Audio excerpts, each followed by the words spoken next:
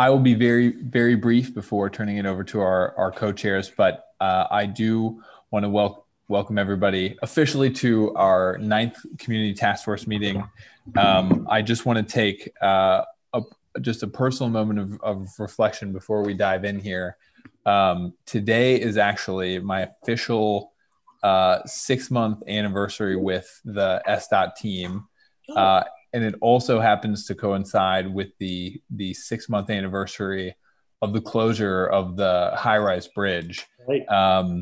And I started that morning when that news was delivered. I just wanted to show everybody, and I'll describe for Marcy and those who can't see the image, but this is my staff photo ID that was taken that morning when I got my SDOT pass after finding out that the West Seattle Bridge was closing, and had to organize a completely digital press conference with the mayor and everybody and start putting these pieces together. It was just a painting of the famous picture, The Scream. But we've come a long ways, and a lot of work has been done, thanks in no small part to this group here.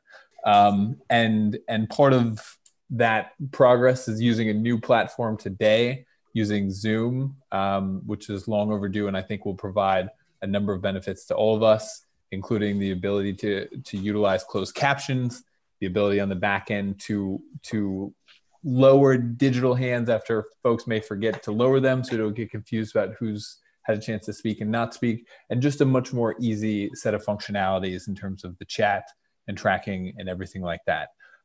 So thank you everybody for working with us as we transition to this new platform. For everybody who is watching, the community, if you have questions and want to be in touch, we encourage you to send us an email, West Seattle Bridge, all one word, @seattle.gov. And with that, I'm going to turn it over to Paulina. Great. Thank you, Michael. Good afternoon, everyone. Officially afternoon, yeah. I hope you're enjoying this rainy day after the smoky times. We're definitely grateful for the rain today. Today, as usual, we will be having a packed agenda, but as we are coming to this new platform, hopefully we will be able to interact in a better way and make the meeting more accessible for everyone. So thank you for your patience and waiting, and as we are figuring out making sure these meetings are accessible for all our folks listening in, being part of it, and also for the stakeholders, of course. So we're going to be doing some introductions pretty soon of new members. Today we'll be learning. You hopefully received all the materials that were sent in advance. We're going to be doing lots of thinking as the community stakeholders as we're addressing the cost-benefit analyses. So hopefully those questions that we prepare for you are serving to help you come better prepared to the meetings and to have these discussions. We will be talking about the West Marginal Way, a great report with some wonderful news as well. Then we will have back our breakout rooms around 1:20, where we will be able to share some information as group A and B. Again, it will be randomly distributed. And then we would identify some next steps. So I hope that we can remember that we are using this new platform. We'll be talking more about how to use it and into the next slide. So Greg, why don't we welcome our new members? You bet. So our group, of course, is here at the request of the mayor to give advice during her decision-making, and she's asked Diane Sosney to join with us. Diane is the president of SEIU Local 1199, which represents about 30,000 nurses and other healthcare workers in Washington State, and she is a West Seattle resident. So Diane, why don't you take a moment to introduce yourself and see if you can unmute and make the technology work for us. Great, and thank you, Greg, and Lori, and I see a number of people I know on here. So pleased to be joining you. As Greg said, I run SEIU Healthcare 1199 Northwest. Just for some context, I've had the numbers pulled. We represent nearly 1,000 healthcare workers who live in West Seattle. Somewhere. Just in our local alone. And with all of the SEIU locals, there are over 2,000. And I would say, and so our interest in this committee, it's sort of multifold, but most of, if not all of the 2,000 workers, and some of them are members of Local 6, and Greg is from Local 6 on this committee, are essential workers. And so they can't, virtually do their work from home in West Seattle. They have to get out of here to hospitals or clinics or Harborview or wherever. So again, thanks. And I look forward to being part of the deliberations.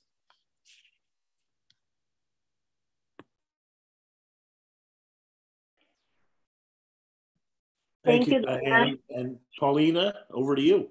Yeah, we're very grateful to have you join our team. And just as a reminder, as we're moving forward with the agenda, that we do have a chat box that we feature that we could be utilizing. So instead, of interrupting or being in the middle, use the chat box and the raise hand feature that we have to make a statement in case we missed you. We're going to be monitoring for sure between Greg, Michael, and myself. Also, when you're asking questions, it's always a good reminder to introduce yourself and every time you speak and ask a question. Or if you're referencing something on the screen, it's good to describe what it is as clearly we can all understand what you're referring to.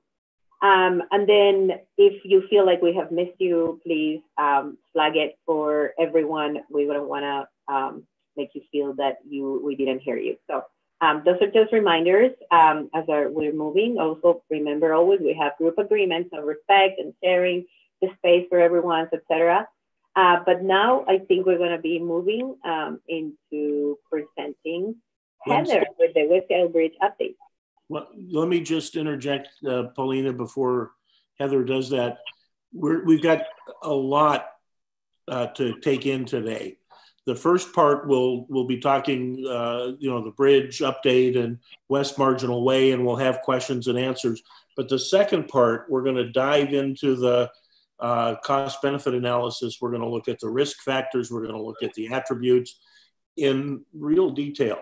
And during that, what I'm going to ask is that you hold off if you have questions during the presentation so we get through it.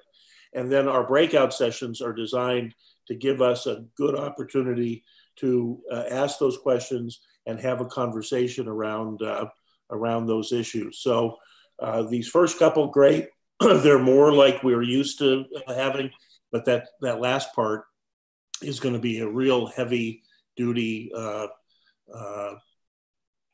dive, and please let the presenters go through that. All right. And one more thing, there is some question in the chat, and I did want to make sure that we can all find the button for raising your hand. So it's different than WebEx. It's not a little hand silhouette. It's a button shape that you press that says raise hand. And I just, with the technical difficulties we were having, I would ask that we just take 10 seconds here where everybody work to find the raise hand button. And to reach there, if you click on the participant icon in the sort of middle-ish left of the bottom of your screen, it will show the chat function and the list of panelists. And just below the list of panelists is the gray outline raise hand button. And if anyone is having trouble finding that, would you, I'm going to give you sort of 5 seconds here to acknowledge that challenge so we can make sure tech can help you, or we can help you locate that. I'm seeing mostly head nods.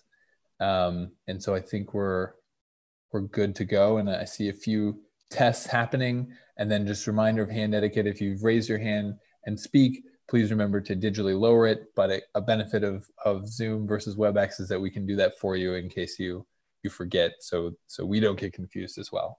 And so with that, and finally, Heather, I'll turn it over to you.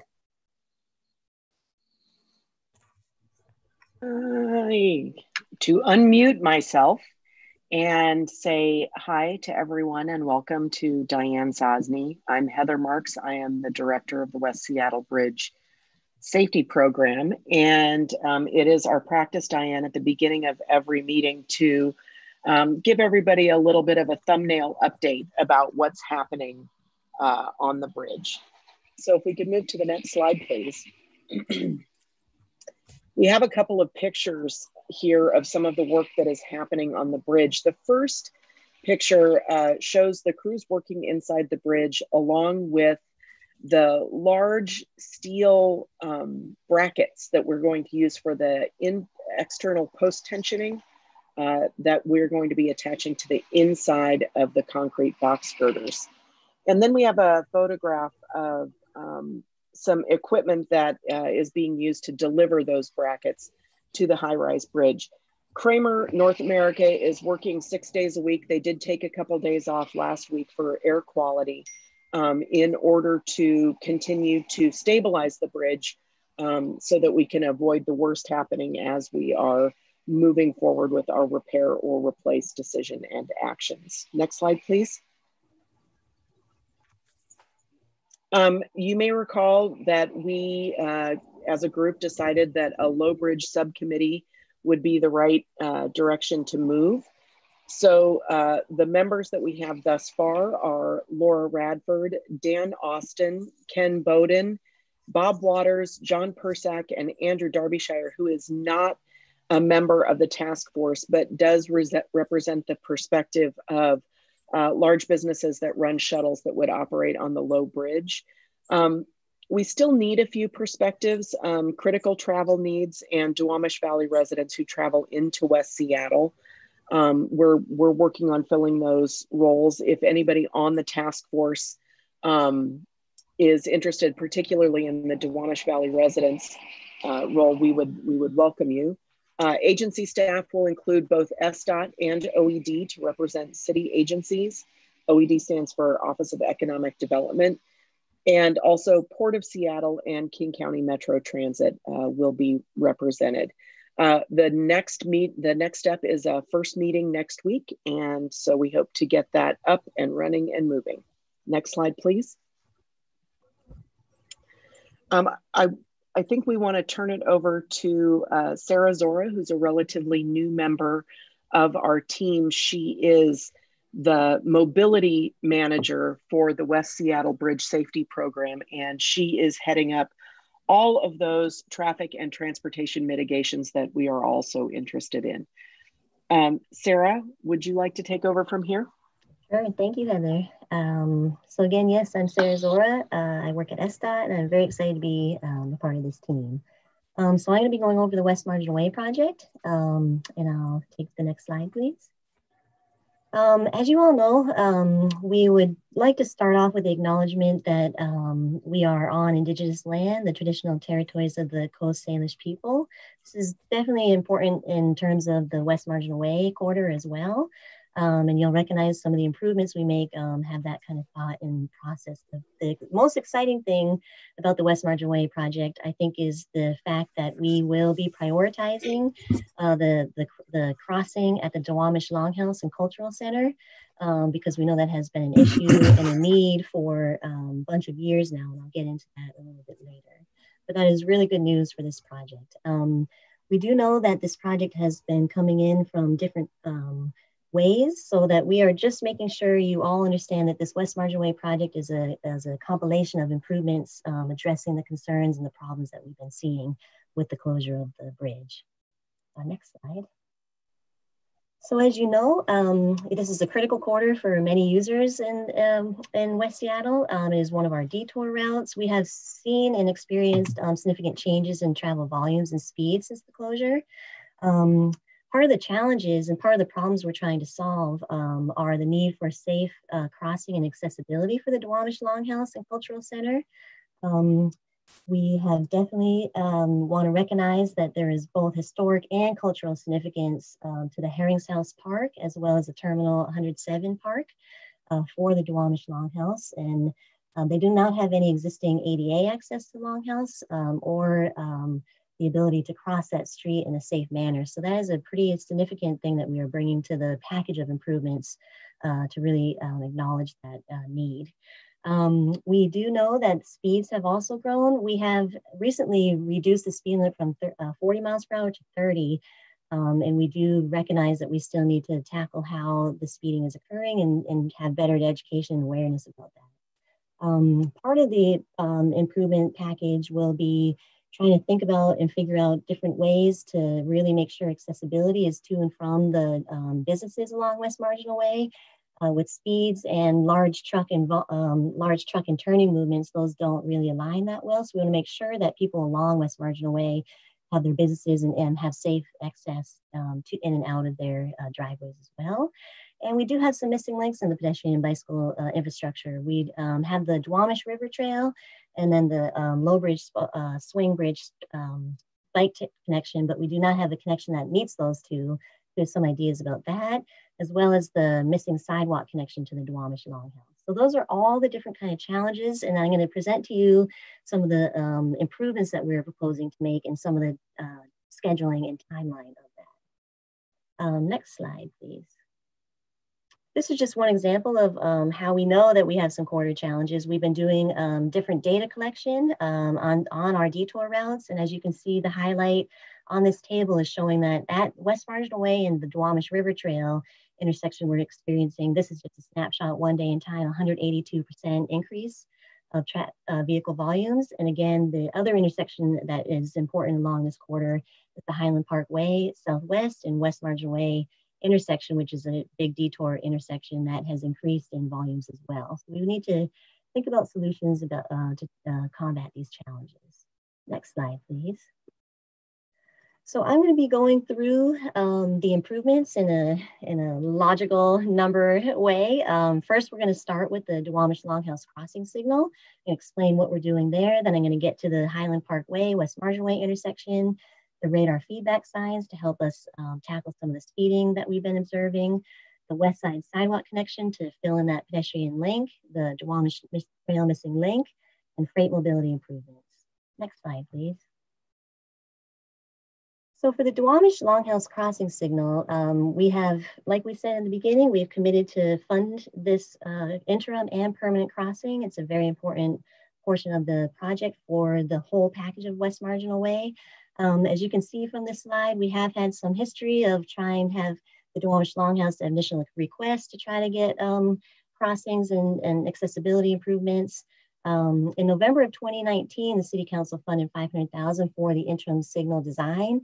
And with the Reconnect West Seattle interloan fund, we will be paying for both the permanent and the interim signal and the crossing sidewalk. Next slide, please. So this is just a kind of photoshopped image of what that crossing would look like. And the idea is to install an interim crossing signal at by end of summertime, late summer. And then the permanent crossing would come in at the end of, in 2022 at some time. We have to do permitting and design that we're in that process of right now. Next slide, please.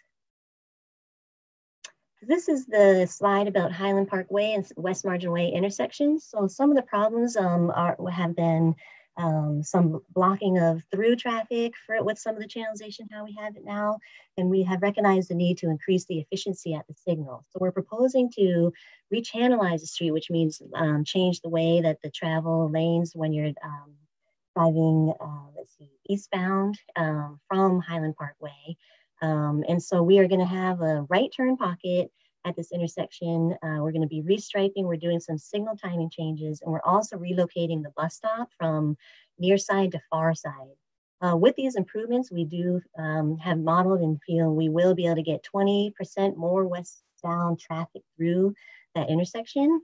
So this would be installed by the end of 2020 to make sure we can have some mobility improvements for this detour route and this major intersection of the detour.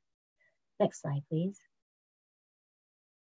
The other important thing that I said to try to make sure we help reduce speeding and making sure people are aware of the speeds that they have is to install 6 new radar feedback signs. And these will also be along West Marginal Way, and they will also be installed by the end of 2020. Next slide, please. So this west side sidewalk connection, if you can see the map on the right side of your screen, it would really be an asphalt connection to ensure that we have a safe place for people to walk from the existing half signal to the Duwamish Longhouse. So this is a really important part of how we're trying to make sure people have access to the Duwamish Longhouse prior to the interim signal coming in. And we do believe that we can get that installed early to mid 2021. Next slide, please. So this is about the bicycle improvements and some of the ways that we are looking to fill the gap between the existing Duwamish River Trail and the West Yellow Bridge Trail. Currently, we have these 2 existing half signals, and the idea was to have the 2-way protected bike lane be on the west side most of the 2 southbound lanes that we have on West Marginal Way.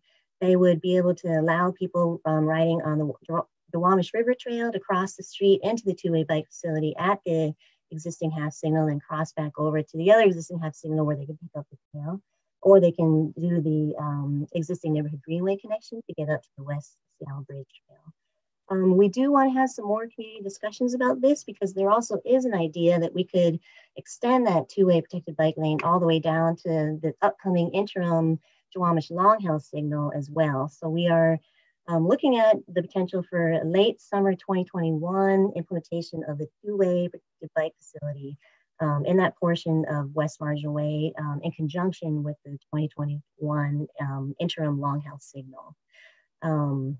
Next slide, please. And we also had been talking about freight mobility improvements. As you know, we have been thinking about the potential for a freight and access business lane that would be on the northbound side of, in the easternmost lane on the northbound side of West Marginal Way.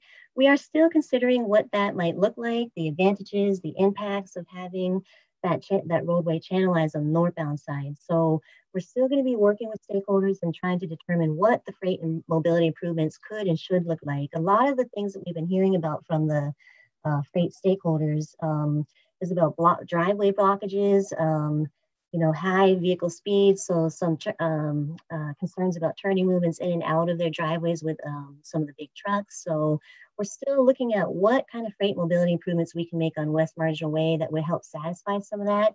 It could be, as you see, there's about 4 or 5 locations on West Marginal Way where we have do not block the box kind of signage, or and the potential for some pavement markings to show where we have need for people to make sure people can come in and out of their driveway access. We would be doing some more stakeholder engagement about freight mobility improvements and then install those by late summer 2021 as well. Next slide, please. This is showing the southbound capacity, existing southbound capacity on West. We're kind of showing you what it looks like now, and then we'll show you the next slide of what it would look like if we had that 2-way protected bike facility in the southbound lane. So currently, we're in a little bit of a 1 southbound lane to a 2 southbound lanes. Then to the next half signal, it merges to the 1 southbound lane, and then after the Duwamish Longhouse and Cultural Center, it opens up to 2 more southbound lanes about 1 and 2 miles to the West Highland Park Way intersection. So this kind of configuration is a little confusing. If you go to the next slide, I can explain more about what we've been seeing about the southbound existing capacity. So when we've been out there observing, since the closure of the bridge, we have been noticing and seeing that 80% of the southbound vehicles are using that middle lane. So not too many vehicles are actually using that outermost lane where we're proposing to put that 2-way protected bike facility. We have noticed that if there are people speeding, and some people are actually using that outside southbound lane, curb lane for passing vehicles that might be traveling at the right, the posted speed limit. And so part of what this, the rechannelization that would go from 2 lanes southbound to 1 lane would be better predictability for all users of the roadway. It would allow for us to have that protected facility for people riding bikes. And a lot of the capacity constraints are actually just at the two intersections. If you go to the next slide, please. You know, part of what the delays we've been seeing for that southbound one lane would be really, if anything, a 10-second delay for general traffic at those two existing half signals. And so we are determining how it would all flow, and we're seeing the results of our analysis showing that the flow would be pretty good, and we would not have too many detrimental impacts because 10 seconds of delay. We are expecting that all the vehicles that are queued up at those existing half signals would be able to make it through the signal cycle in one signal cycle. So you would not really feel the delay if you were actually traveling southbound in your vehicle, according to the modeling that we have done. Next slide, please. So the potential construction schedule, like I said, the intersection at Highland Park Way and West Marginal Way are going to be implemented, the different channelization striping, the relocation of the bus stop, and some signal changes in this year, 2020, as well as the installation of the radar feedback signs. Coming up into 2021, we would be focused on the west side sidewalk connection, so we have better pedestrian access from the existing half signal down to the Duwamish Longhouse and Cultural Center. And then later on into the summer of 2021 would be the package of the protected bike lane, which would be the southbound two-way protected bike lane in the southbound lanes, the freight improvements, as well as the interim Longhouse signal. And the phase 3 would really be part of that permanent Longhouse signal coming in 2022. I think I went through that presentation quite fast. So I wonder if people have questions or comments, concerns. So just acknowledging the order that I've seen hands and questions come into the chat, and a reminder, we'll take questions from digitally raised hands, but also those who have shared their questions and even comments in the chat. Urge and ask you if you feel comfortable to share those with everybody directly.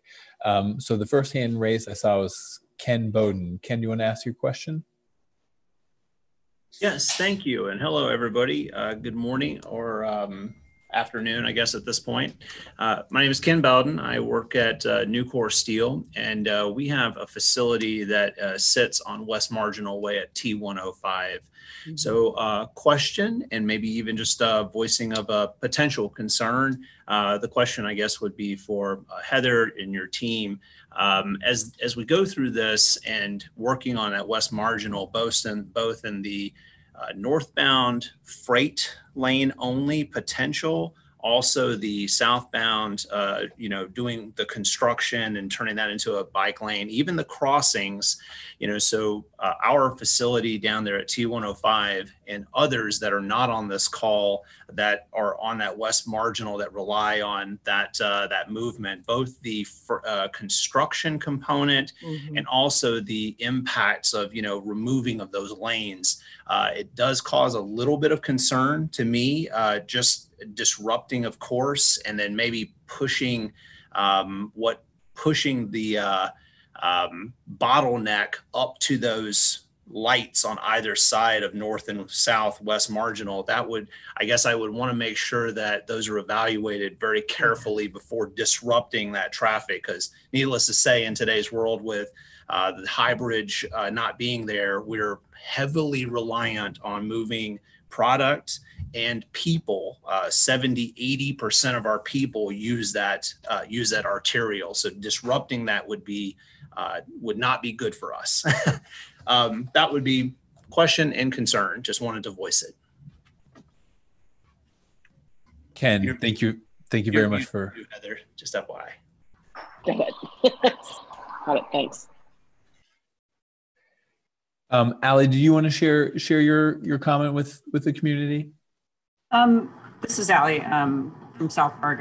I think I would just want to echo what Paulina said, and just that this has been a lot of work that the South Park community and the Duwamish Valley Safe Streets Group, which represents stakeholders from Duwamish Valley, including South Park and Georgetown, have been advocating for years. So we strongly support these projects. One of my comments was just about the existing crossing with the trail.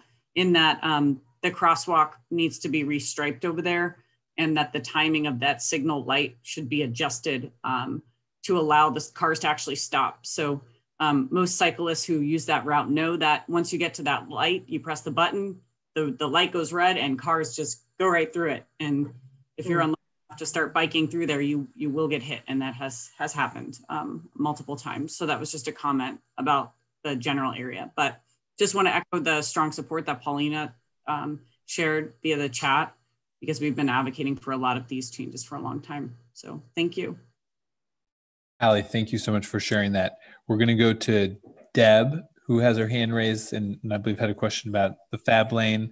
Then Mayor Nichols, Commissioner Steinbrook, Dan Austin, Bob Waters, and Peter Goldman. And I'll put that order also in the chat.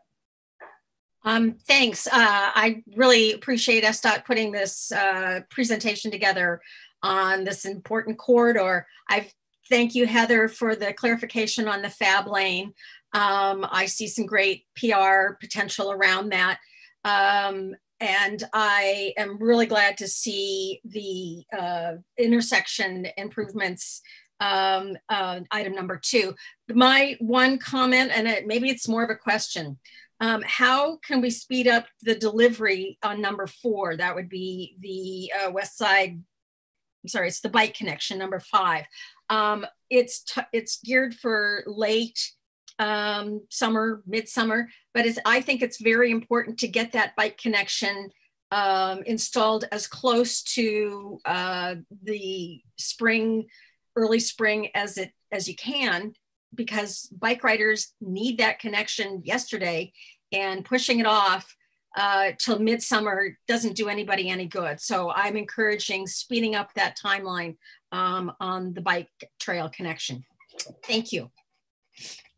Deb, just really briefly, the plan is that the bicycle facility and the freight improvements, as well as the traffic signal for the Duwamish crossing, would all go in together.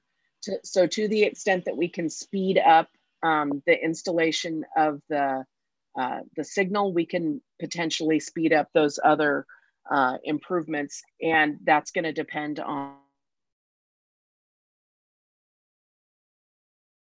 Burlington Northern Sandiness to work with us.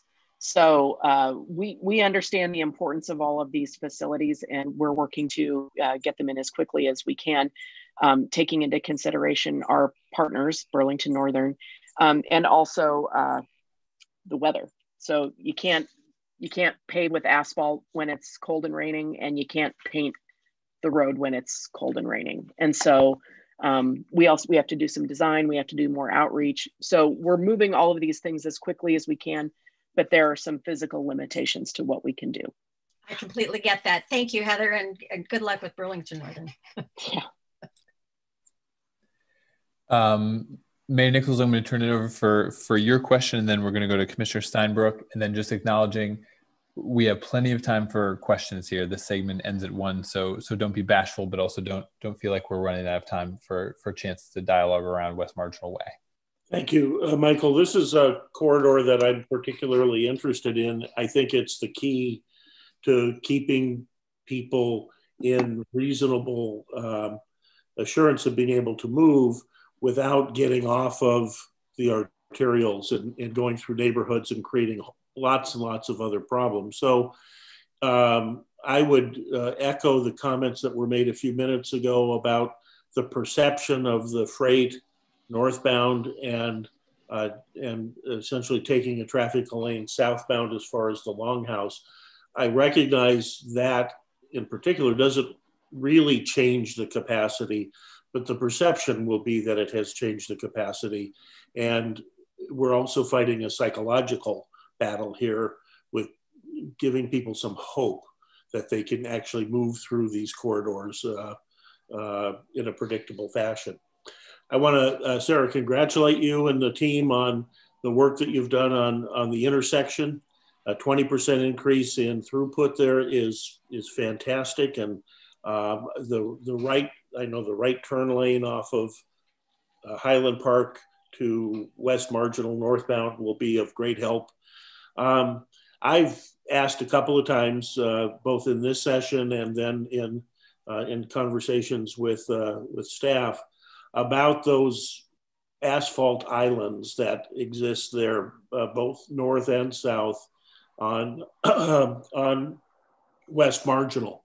I understand there are electric utilities that are involved underneath those pads, but I really do think that you could create a significant additional capacity, particularly northbound on West Marginal Way, if we could tackle that in a reasonable time. And since we've got lots of time between now and when anything reopens on the high level corridor, can you tell me a little bit about how far the conversations have gone about that, and whether there's any hope that we'll see some additional capacity created there?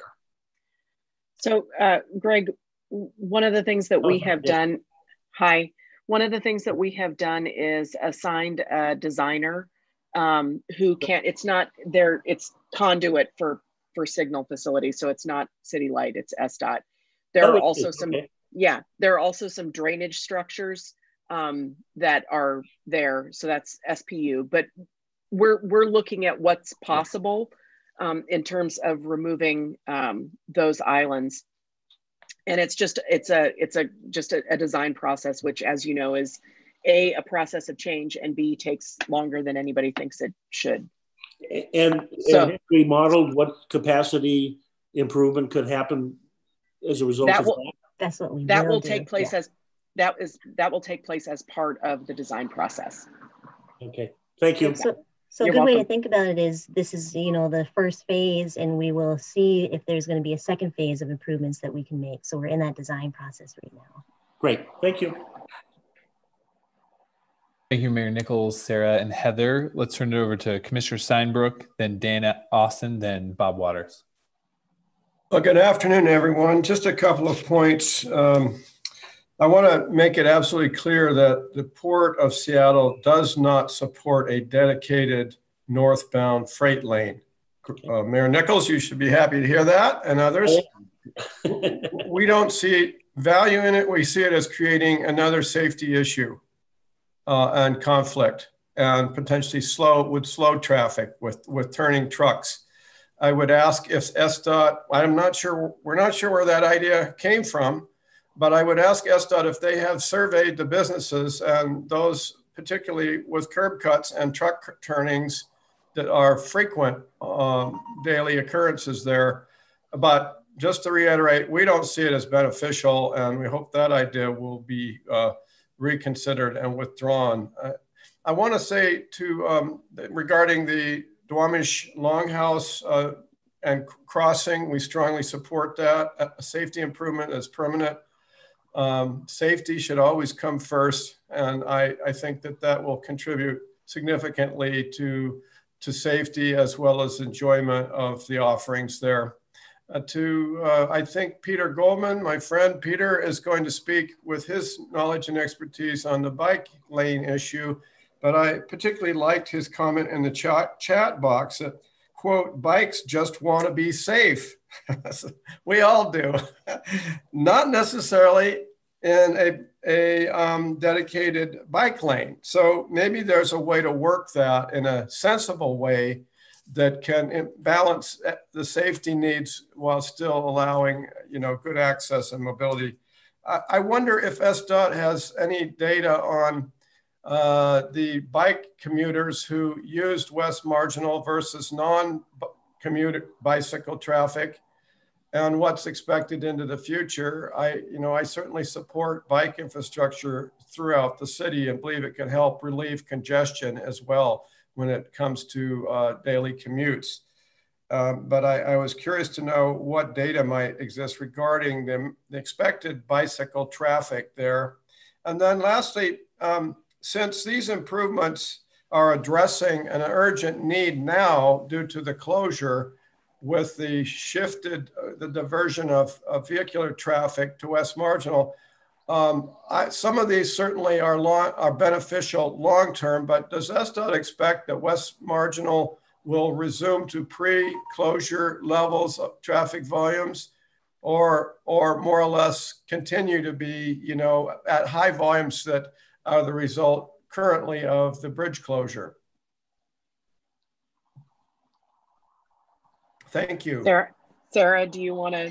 Sure. I will admit, I might not have gotten all of those points in my notes, so I will appreciate the help to answer some of the questions. We hear you loud and clear that the port is not in support of the freight access and business lane. We definitely recognize that we have been meeting with stakeholders, businesses along West Marginal Way to try to get better input on what might help solve some of their issues that they're finding with the increased volumes and speeds on that street. That's why we kind of have presented the freight mobility improvements as still up in the air, still wanting to talk with our different stakeholders to make sure we do have the best proposal moving forward at this time. I will say in relation to the bicycle question, we did hear from the Reconnect West Seattle surveys that this was a really important bike connection. We do not have numbers at this time of how many potential users might actually ride there.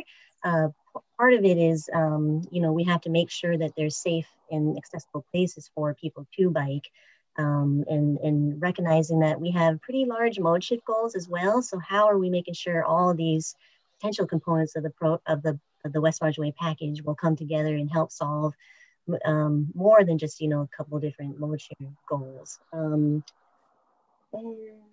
I think the urgency is definitely important. I think Heather was kind of explaining that, you know, we do have some important things happening at the Highland Park Way and West Marginal Way intersection to be implemented by before the end of this year, as well as the radar feedback signs. And the other components do take some more time for design and community discussion and further engagement. And Heather, I don't know if you had other responses for. I was focusing maybe on Commissioner Steinbrook's final question about whether or not we expect traffic to go back to pre-closure levels on West Marginal Way, or if we expect it to remain high volume. I think that's really hard to say. What we know is that when there's a big change like this that lasts a little while, people change their goat paths, right? People change the way that they get where they're going. And I'm a goat path driver. I have like one way that I get places. So I think that it's really hard to say. And I think it would depend on what happens on West Marginal Way and in Georgetown that might make that a more attractive route. I also wanted to note for you, Commissioner Steinbrook, that in fact, the problem and this potential freight lane idea came from the businesses who are along that riverside of West Marginal Way. So we've heard from them very strongly and clearly that they're having problems getting out of their driveways. And so part of this idea was to ease that for them. So I think that maybe addresses all the things that you shared with us. Is that good? Okay, great. Thanks, Heather. Thank you, Commissioner Steinbrook. Dan Austin, Bob Waters, Peter Goldman, then we have Councilmember Herbold and Representative Cody. The commissioner may have taken like 80% of the things I wanted to talk about there, so this will be pretty quick. Efficiency. I'm really concerned about the southbound bike lane, protected bike lane, removing that lane of traffic, and wondering if the modeling is on current volumes or volumes when we expect the economy to reopen back up here a little bit before the bridge happens. And I'd really like to see if there's a way to potentially combine that sidewalk and bike trail and still leave the second access or the second southbound lane available. I thought the Duwamish crossing signal, which I'm a huge fan of, was put in there to help take part of that bump out to get more traffic moving through. So I'm just curious how much bikes would actually use there, and if that is something that maybe we should leave as 2 lane or get back to 2 lanes of southbound traffic with a combined sidewalk bike infrastructure there, and then monitor the bicycle traffic. And when the high bridge reopens, then look at converting that lane when we actually have the data of how many people would use it. And that's all I got. Those are all great comments, Dan. Thank you. Some of the modeling that we have done were from July 2020 volumes. So we will probably have to do another look at maybe what it was looking like prior to the closure of the bridge closure, you know. So we will have to do a little bit more analysis, but definitely the monitoring will be pretty important for like a before and after evaluation of what is happening if these improvements go forward. So great points. Thank you. Thank you, Sarah, and thank you, Dan. Bob, would you like to ask your question? Well, yeah, Dan and Commissioner Steinbruck basically took the wind out of my sails here, just kind of piling on. But, you know, if we're up 121% and 182% on two of the crossings now, and same thing Dan said, what's going to happen post-COVID? We got to anticipate it's going to go even higher. So I can't imagine taking 25% of the capacity out of the system for automobiles when you're increasing at that kind of level, and understanding that biking is important, certainly, but this is a Band-Aid until we get some things done with the bridges, that if there isn't some way that we can work the sidewalks and the biking together, at least on a temporary basis, and then phase into it in a phase 2 kind of deal. You know, basically the same comments as Dan and Commissioner Steinbruck, more or less. Bob, really appreciate those comments, and I think something that, you know, it's sounding incumbent from the SDOT side is a little bit more articulation on our thinking about this lane, because really the bottleneck in this moment in time is the 5-way intersection that truly is the jam here, and sort of the unsolved, and this little snippet in time where people can race by, zip around and zoom forward, only to hit the brakes when they get stuck in the car that's right in front of them, you know, is not something terribly impeded in early research around the bike lane, but we owe more clarity around that. So we appreciate everybody flagging that. Peter Goldman, then Councilmember Herbold, and then Representative Cody. Thank you, Michael. I've never been one to shy away from a conflict between bikes and cars. We do need a lot of bike lanes in a lot of places. And I never want to suggest that we eliminate a protected bike lane, because this is a really, really important corridor for bikes to go north and south. So, but if possible, I've ridden this hundreds of times. I know every square inch of it. The goal needs to be to just have something that's wide enough for pedestrians and bikes on the west side, get them as far south as possible until they can do a safe crossing and get over to the Duwamish Trail and get off that road. That road is going to be a highway for years now. We know that. I don't think a protected bike lane there is the only way to do it. The key has just got to be to get folks south across the road and then get onto the Duwamish Trail. So I think that folks in the bike community would just feel happy to just have a safe place so they could continuously ride and go south. But it's extremely important for bikes. So we need to do something there. But I don't know if this is necessarily the place to have the bike versus truck and car debate. It might not be necessary. If we have to lose some trees, I hate to see that happen, but I think there's a lot of room there to work something out, and it ought to be a high priority, because the Duwamish Trail is a great, great underused resource. So we should not necessarily have to have this fight in this location, I'm pleased to say. Thank you, Peter. Before going, and Councilmember Herbold, I see your hand is down, and want to acknowledge Representative Cody, your hand is still up, and then Marcy Carpenter. But I think Sam Zimbabwe, did you want to say anything about the question? No, Michael, you said a lot of what I was going to say. You know, I think we've all talked about the need for a safe corridor here for everybody that's using it. In the southbound direction, the constraint really is at the undercrossing moving south, where we have one lane southbound. And so, you know, I think we can bring back additional information, but I think some of these ideas about combining bikes are already routed on the sidewalk for a piece from the existing crossing, and that's challenging with and I don't think there's enough room to get width into the sidewalk that doesn't then impact the travel lane as well. So I think we hear all the concerns, and we'll make sure we bring back additional information to address them. Thank you, Sam. Councilmember Herbold.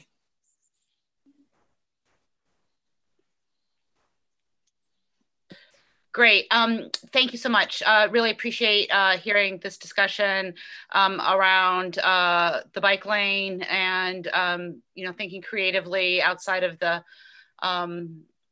the confines of a sort of a cookie cutter protected bike lane approach, given the potential conflicts in use, as well as our, I think, shared objectives for this corridor.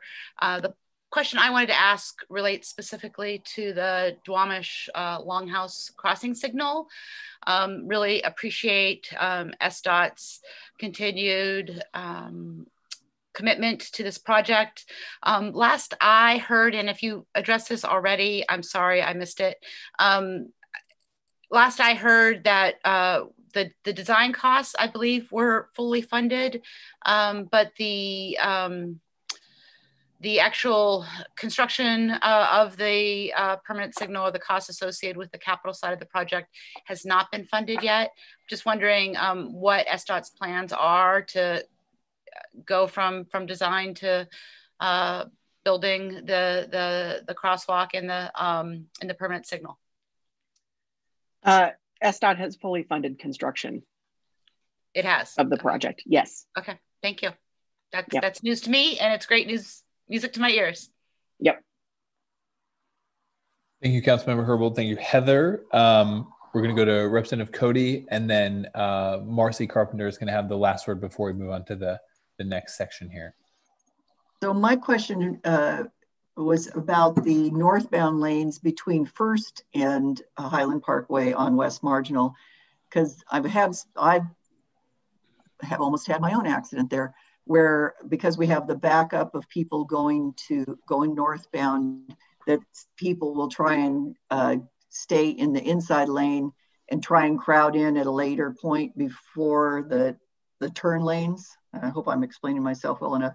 And then people that are only going to go up Highland Park will go out into the turning marked lanes.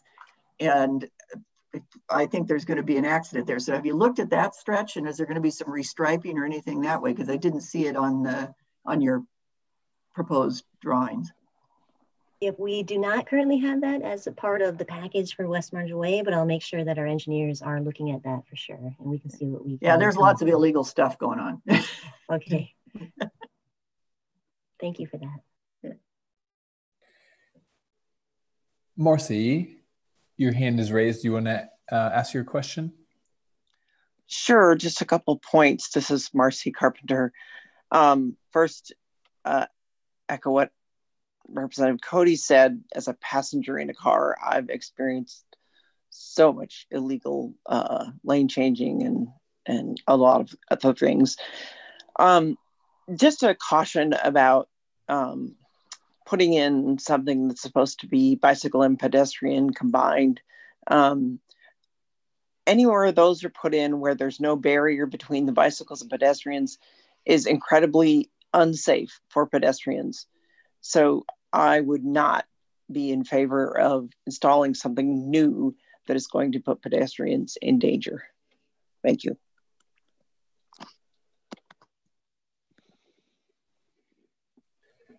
Thank you, Marcy. Appreciate that very much. Can I just say thank you so much, Marcy, and for you, Representative Cody. I just want to note that engineering isn't always the solution to illegal behavior. And so illegal behavior is something that individuals engage in often because they are frustrated or impatient. And so I just want to remind all of us, and we can spread the gospel of safe driving perhaps beyond this meeting, that driving is a communal activity and we all trust each other to follow the rules. So it's really important that everybody follows the rules. And so just, as you're driving through a neighborhood, remember people live there. As you're passing through a corridor, remember that all sorts of things are happening there beyond your need to get wherever you're going. So Sarah, has taken great notes because that's how she does it. And we'll look at all these things. I just want to remind all of us that part of driving is taking responsibility for that broader context that you're driving through. End of sermon. Thank you, Heather. And Sarah, just before we can move on from West Marginal in this moment in time, did we also acknowledge just on the safety piece and accidents and traffic? Do we talk about our efforts around the traffic camera? Is that something we share with folks? And that might be just a good update. Yep. So we typically have our traffic cameras via fiber. We do not have fiber in the location of Highland Park Way, West Marginal Way. So we are using cell service for us to be able to see the movements at that intersection. So it's sometimes a little spotty. We're figuring out how to get it more stable. So there's going to be 2 different cameras connected via cable, not fiber. So it's something new that SDOT is doing, but we knew it was a critical intersection to keep an eye on. So we're trying to work with different technology we have to make sure we can have better response. Thank you, Sarah. And so an interim solution we're trying to make accessible to the public is basically a still a minute, so people can still see close to real-time updates at that intersection as we're, as Heather would say, preparing to head out and head down our own goat paths and maybe change our mind depending on what we see. And with that, I'll turn it over to Heather to transition us into a conversation about the cost-benefit analysis. Hey, so thank you so much, Michael. And I'm going to actually, in a moment, turn it over to Greg Izzo, who is the manager of our whole capital delivery team. And so he's a really important person on this project, and I hope you'll be hearing a lot more from him as time goes on. But before I hand it over, I just want to say that we're at a really exciting moment for all of us who are closely tracking everything West Seattle Bridge. And at SDOT and through this task force, we've been pushing to move every little thing faster. And it might not always feel fast, but I assure you that both by city standards as well as municipal standards anywhere, we are really breaking land speed records. So I just want to make sure everyone's aware of that. And if our bridge team brings me something for review and I like it, they know the deadline to get it done was like 10 minutes before they even brought it to me. So I'm only partially kidding, as maybe you can see Sarah nodding her head right now. We've all worked really hard and we're getting really close to a big milestone where all those little things are kind of coming into place and making big things happen. And I just want everybody to take a minute for that. The repair or replace decision and associated timelines that goes with is one of those big things. That's like the start of our decision tree, you may remember. So just a couple of things to come back to this group of updates on our timelines. Or a few times we've come back, and some questions are: how much life do we think we can get out of a repaired bridge? How soon would the pathway restore travel to the bridge? How soon will replacement do the same? And we'd like to do that again because we've had some really important technical conversations over the last few days within SDOT, with our design team as they come on board, and with our experts and partners at WSP, our lifetime partners there, and with our technical advisory panel as we work to finalize the cost-benefit analysis. A critical factor in our decision-making is our estimate for how long it will take to replace the existing high-rise bridge. And as we finalize the CBA, we'll need to hone in our timeline for replacement under various scenarios, and our team is pursuing every option to accelerate that work. Just a reminder that the CBA tells us whether we're going to repair or replace. It doesn't tell us which way we're going to repair or replace. We don't have any updates to our previously stated timelines yet, but it is a very important consideration as we work to finalize the cost-benefit analysis.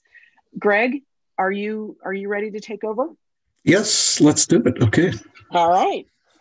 All right. Thank you, Heather. Again, my name is Greg Izzo, and I'm the program manager for the West Seattle Bridge program, overseeing capital delivery and helping us lead us through and facilitating the cost benefit analysis work.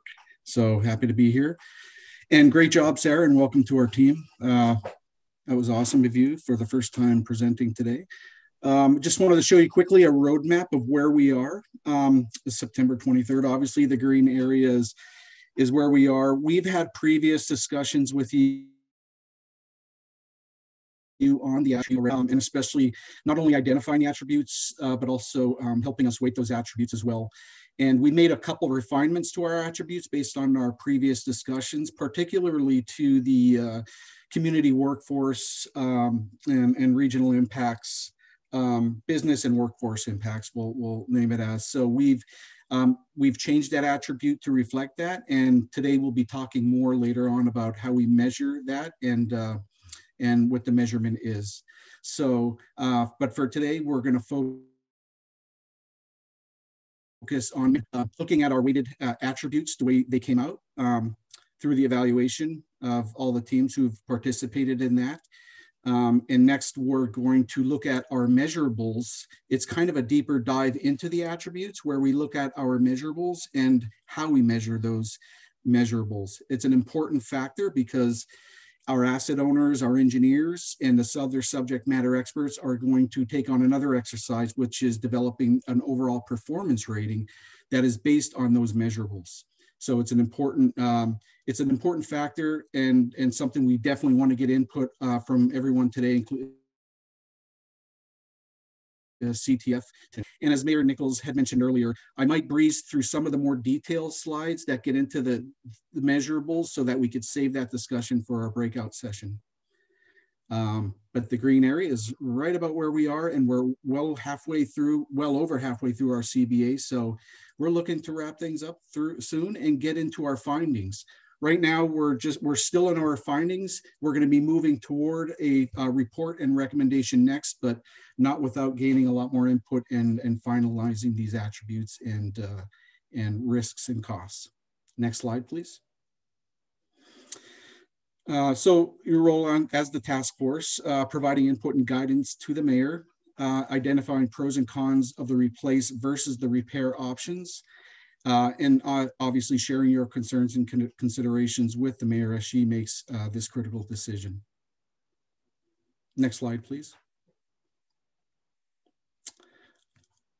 Cost benefit analysis this week. So we'll be again talking about the role of the schedule and how we measure the attributes, as I mentioned earlier, as well as how we assess and rate our risks and monetize those risks.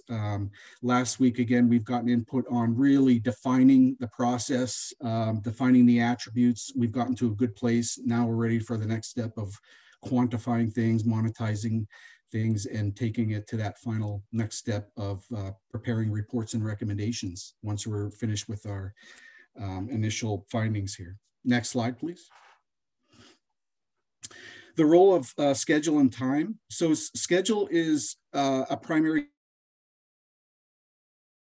component measurables that we have, and you'll see that as we come across it in our breakout sessions, is time is a big factor in all of this, and it really plays into most of our risks, as well as the measurables for each of the attributes. As we get to those, we'll be seeing that repeat itself, that schedule and time is imperative.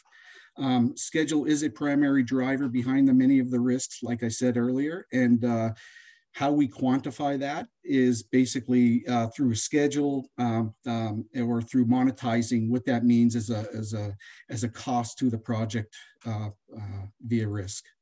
And schedule and time to open are some of the most important considerations as well. This is, and we hear time and time again, obviously it's one of the highest priorities for not only us, but everyone who has been involved in timing to reopen the bridge. Next slide, please.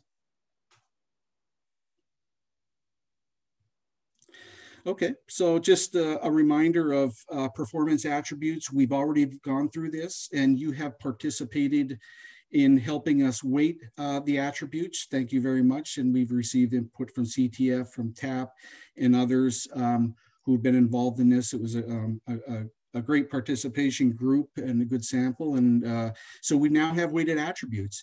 And again, as I mentioned earlier, our next step here is to develop a overall performance rating. And that means really developing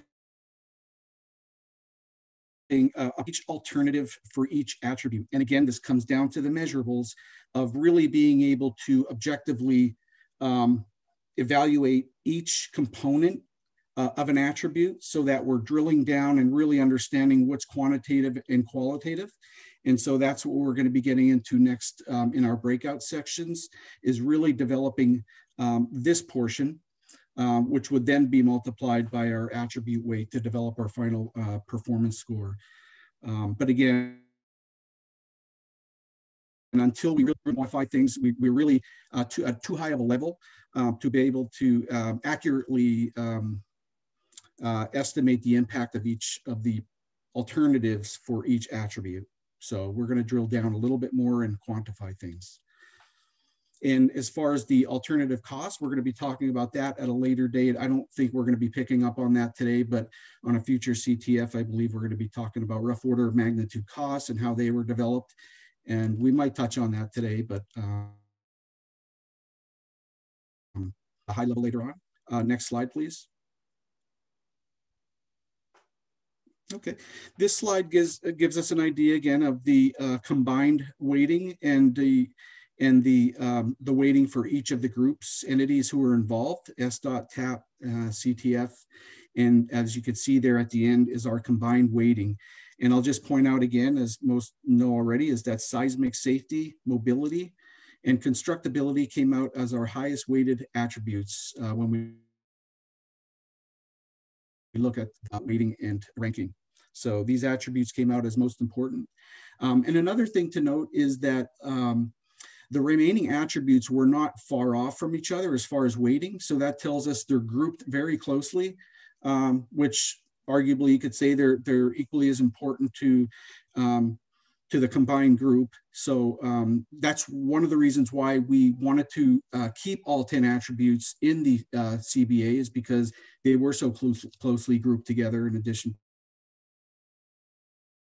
to the reasons stuck out there. So we kept the overall 10 for that reason as well. Next slide, please. Attributes and measurables. Again, the input on the attributes and weighting provided by SDOT, the TAP, and the Community Task Force. The input incorporated equally into the combined weighting.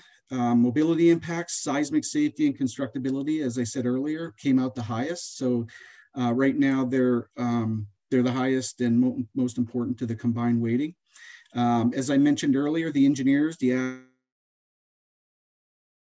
asset owners, and are measuring each of the attributes so that we have a unit to measure from, and we can really drill down and again conduct our performance score for each alternative for each attribute. And one thing I really wanted to say, well, I might actually save it for a couple slides down. If we can go to the next slide. Okay, this is where we get a little bit more into detail, and I might just skim through some of these so that we have time in our breakout session to really take a deeper dive into the measures. But here's an example of maintenance and operations.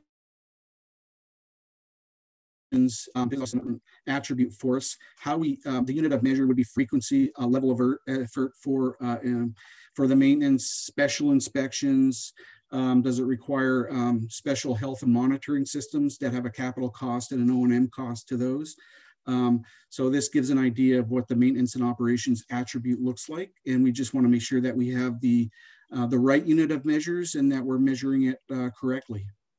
And we would like input on that. Next slide, please. Constructability, same thing. We're looking at, again, and schedule. Special contractors, are these, is this specialty work that has to come from out of state? Is there in-water work? Poor soil conditions, unknowns like that.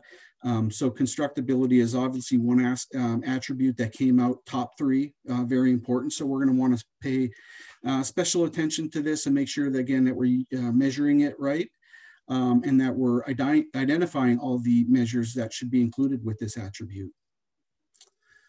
Next slide, please. Environmental, obviously a big one for us as well. And as you can see, the measurables there, noise, vibration, the Duwamish waterway, which is a huge factor, which is very complicated and it impacts environmental attribute in multiple ways. Section 4F resources, archaeological sites, etc., emissions and wildlife impacts as there is habitat on the asset. Next slide, please. Equity, obviously another very important one for us. The duration of the closure, and again, we're going to get a little bit more into how the duration of the closure, what is the unit of measurement for this? How does it affect communities, underserved communities, and how do we quantify that? Do we quantify it with an equivalent amount of full-time employees that are impacted for businesses?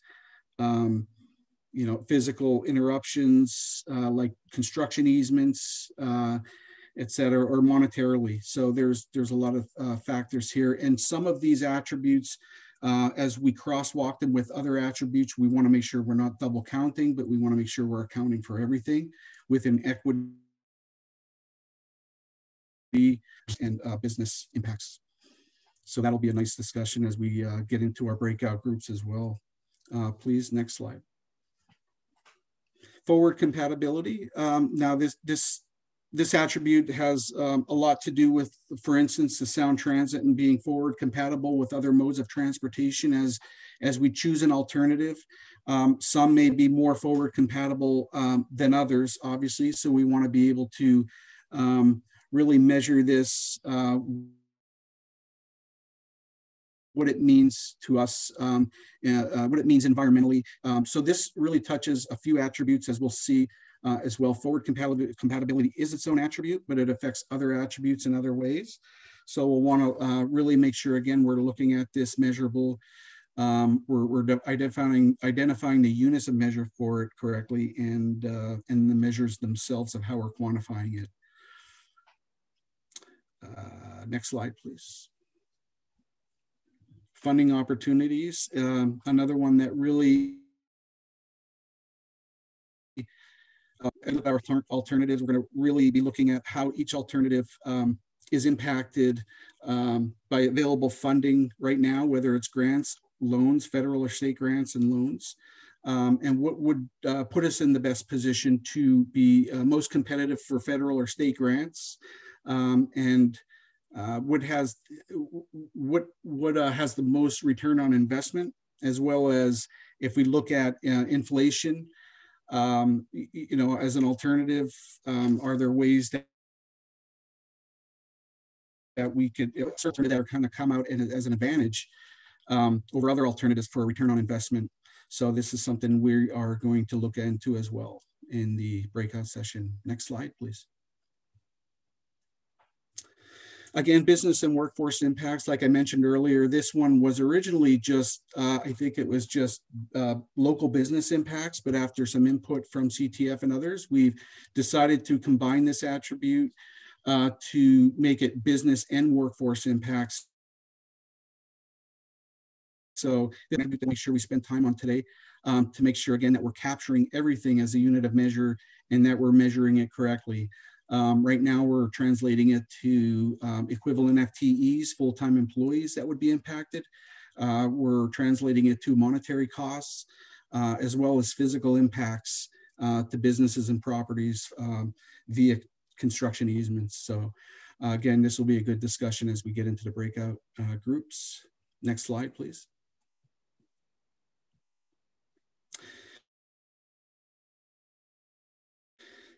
I believe this might have rated the highest out of our attributes when we had the combined weighting. So this is top 3 again that we're going to want to pay close attention to. And as I mentioned earlier, we just want to make sure we're not double counting.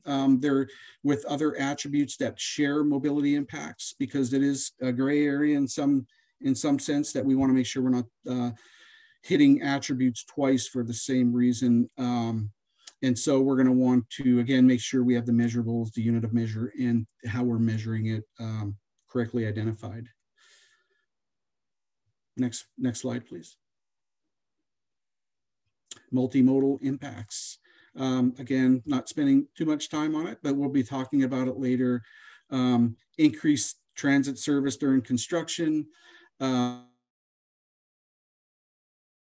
Again, multimodal, we're talking about all modes and how they're impacted by whatever alternative we choose. So we're going to want to make sure that this is an important attribute in that we're going to want to make sure that all the components of the attribute, the measurables, are clearly identified and they're quantifiable.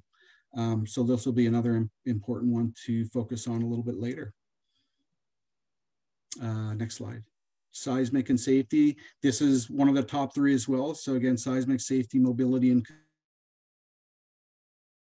constructability that combined weighting showed. So this is another one we'll be looking at very closely. And this one does rise above because it's obviously in a sensitive area as far as the seismic zone and the local conditions, as well as the soils and geographically where we are. So it's an important one to mostly everybody who's been involved in the program so far. So we're going to want to pay special attention to this one and understand what each of the alternatives brings right now as far as considerations in their design. And what it would take to address those seismic assumptions and the cost for those. So we can talk about that a little bit later as well. I think that was the last. Next slide, please. Any questions as far as the attributes and measurables until we get in the breakout session? Hey, Greg, I've asked folks to the extent possible, unless it's a truly burning question, to try and save questions for breakout groups, just because there are so many slides here. Yeah. And want to acknowledge that we're just a few minutes behind and want to make sure people really have a lot of time for smaller direct dialogue in the breakout group. So if that's okay with everybody, we'll ask to hold questions for breakout. Sounds good. Thank you. I want to talk a little bit about categories of risk, and I'll get through this quickly again because we're going to be talking about this a bit. But at a high level, we really want to focus this group on helping us make sure that we're identifying all the risks and that we're quantifying those or providing some clarity on how we're quantifying those risks, whether it's schedule, stakeholder public risk, or a technical risk. Examples here that you can see of how each type of risk is labeled, evaluated, and later on we're going to talk about how we quantify those risks and either build them into our cost estimates or pull them off to the side as part of a separate memo that aren't quantified, but they still need to be teed up for a final decision and recommendation. So we'll be talking about that a lot more in a bit here. Next slide, please.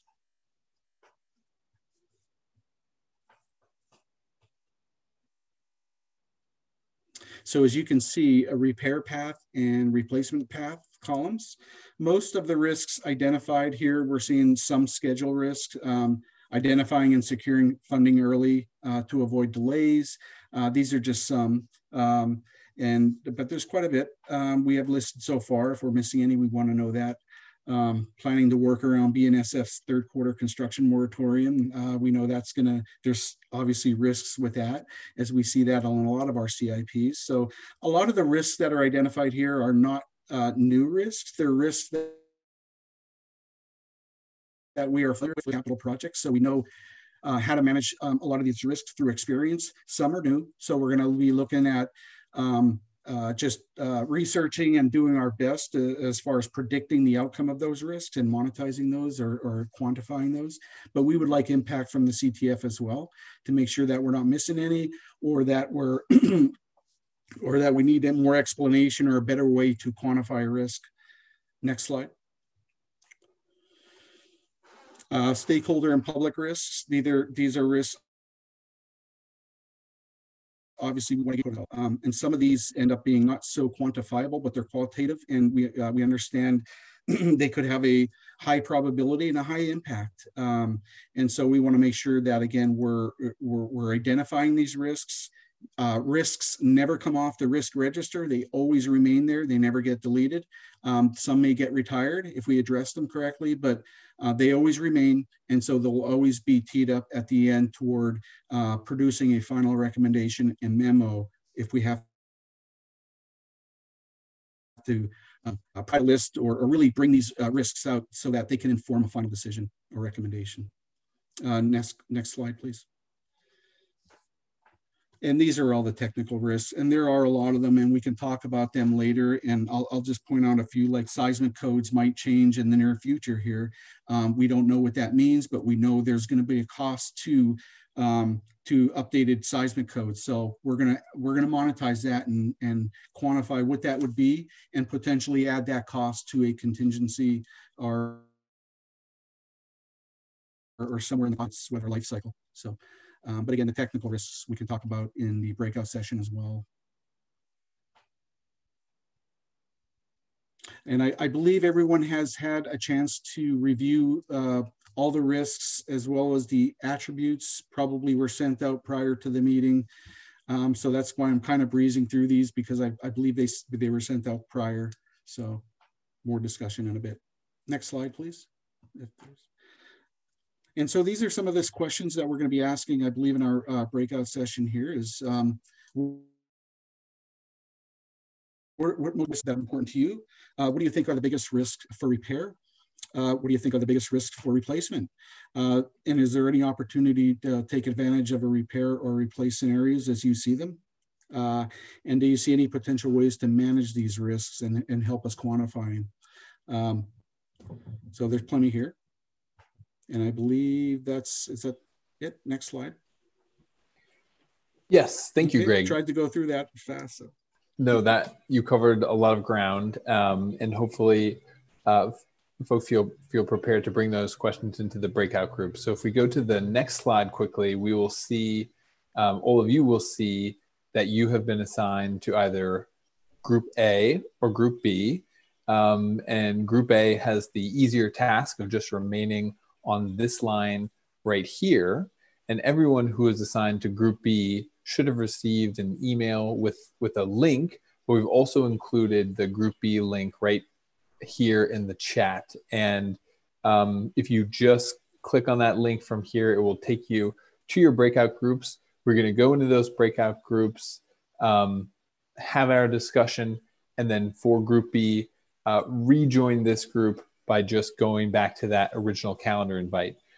We're about 10 minutes behind schedule, but I want to ensure that there's enough time for these breakout groups to have a thorough discussion.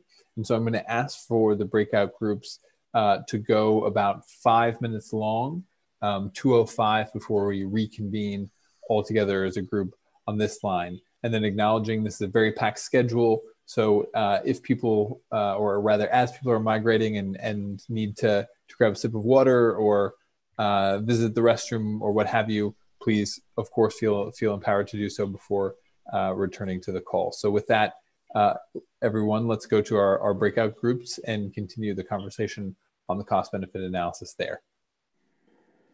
Michael, can you repeat the time that we're getting back together, including the small amount of time break?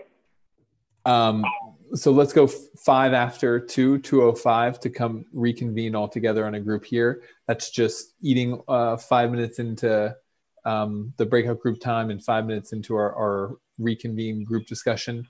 And then just acknowledging that let's jump into our breakout group since we're behind. But of course, if people have to take a brief moment to grab a drink, to use the restroom, please feel empowered to do so. And this transition would be an appropriate time to do that. Thank you, Michael.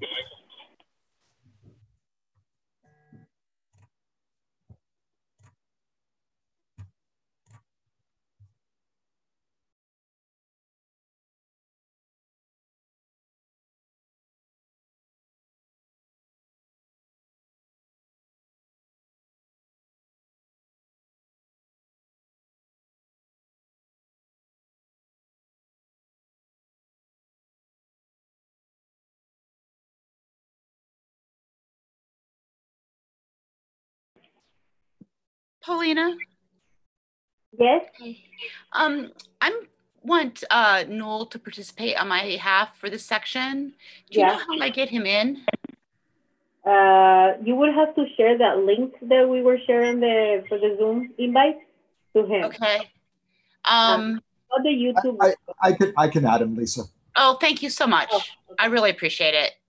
I'm having some sort of a bad stomach issue, and I think I need to take a pause for the cause here.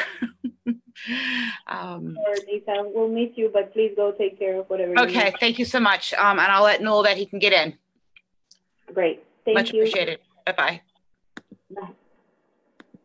Okay, so how are folks feeling? Do you need a 2-minute break to come back, or you're okay? Thumbs up? Okay, great. Boom. I have a good amount of people here. So thank you again for listening to all the presentations. I would love to, before we go any further with the questions, to hear if you guys have any reactions or anything that you don't see covered in the questions that hopefully we will be,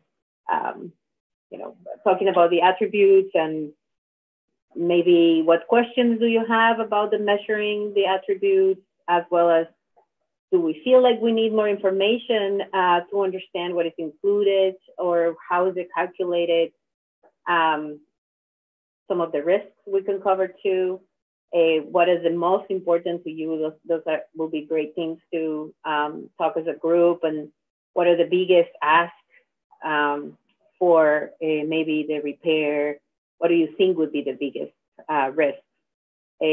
As well as the replacement for the repair. Do you see any opportunities that we can take advantage of the repair or replace scenarios? Do you see any potential ways to manage the risk? These are some of the questions that we have drafted. So before we start digging into them, do you think as a group we need to be adding some of these or main comments or questions you may have? Yes, Peter. Yeah, under the risk, I didn't hear or see a risk directly associated with funding uncertainties. And from experience has shown that one of the greatest risks to any super mega project is funding. And the funding sources potentially would be different for a repair approach versus a replacement approach. And I think that needs more vetting as to what pathway with regard to funding is likely to result in the least risk of delay of either whether it be replacement or repair. Does that make sense? Yep. Totally makes sense. And would you like to include it? Anybody else for further comments about Peter's?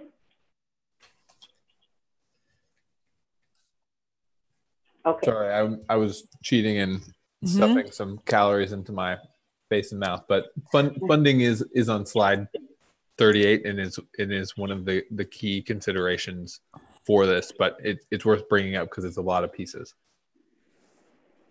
There, how's it stated? Let's see, obtain. Right. Where I think, Megan, are you sharing? It's slide 38 if you're able to, pull that up. It's a schedule risk here on 45, identifying and securing funding early enough to avoid delays. Okay, okay. Yeah. You don't. Can you guys see that? I think I'm still sharing my screen with you.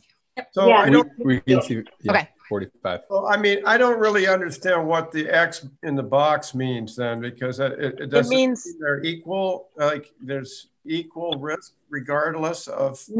No. This is a risk for both repair as well as. But not necessarily the same risk is what I'm getting at. No. Okay, so that's another level of detail that's not shown. Right. Yeah. The actual cost benefit analysis that everybody will get to see once the decision has been made is much more detailed. So I read a draft last night. I'm glad I understand that better. I just put it out there as what for me is one of the biggest risks of all is inability to get funding. And that then leads to more delay. And that's, certainly a problem. So potentially.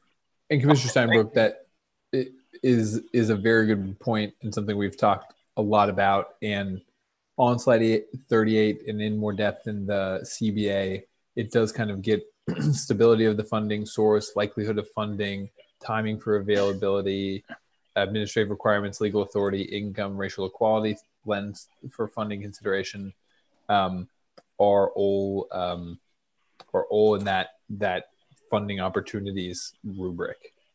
Okay.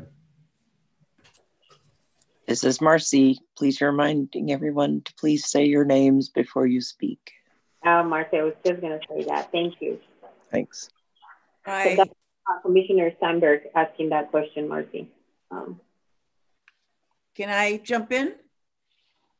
Before you jump in, Diane, I was going to ask if somebody is interested in the reporting back or taking notes so we can make this easier. I would take any volunteers. Deb, yay. Deb is interested in doing the report back. I really appreciate that. Empowering our community task force members. Okay, go ahead, Diane. Thank you, Paulina. And hi, everybody. So I know I'm at a disadvantage coming in after a lot of great work and deliberation has been done.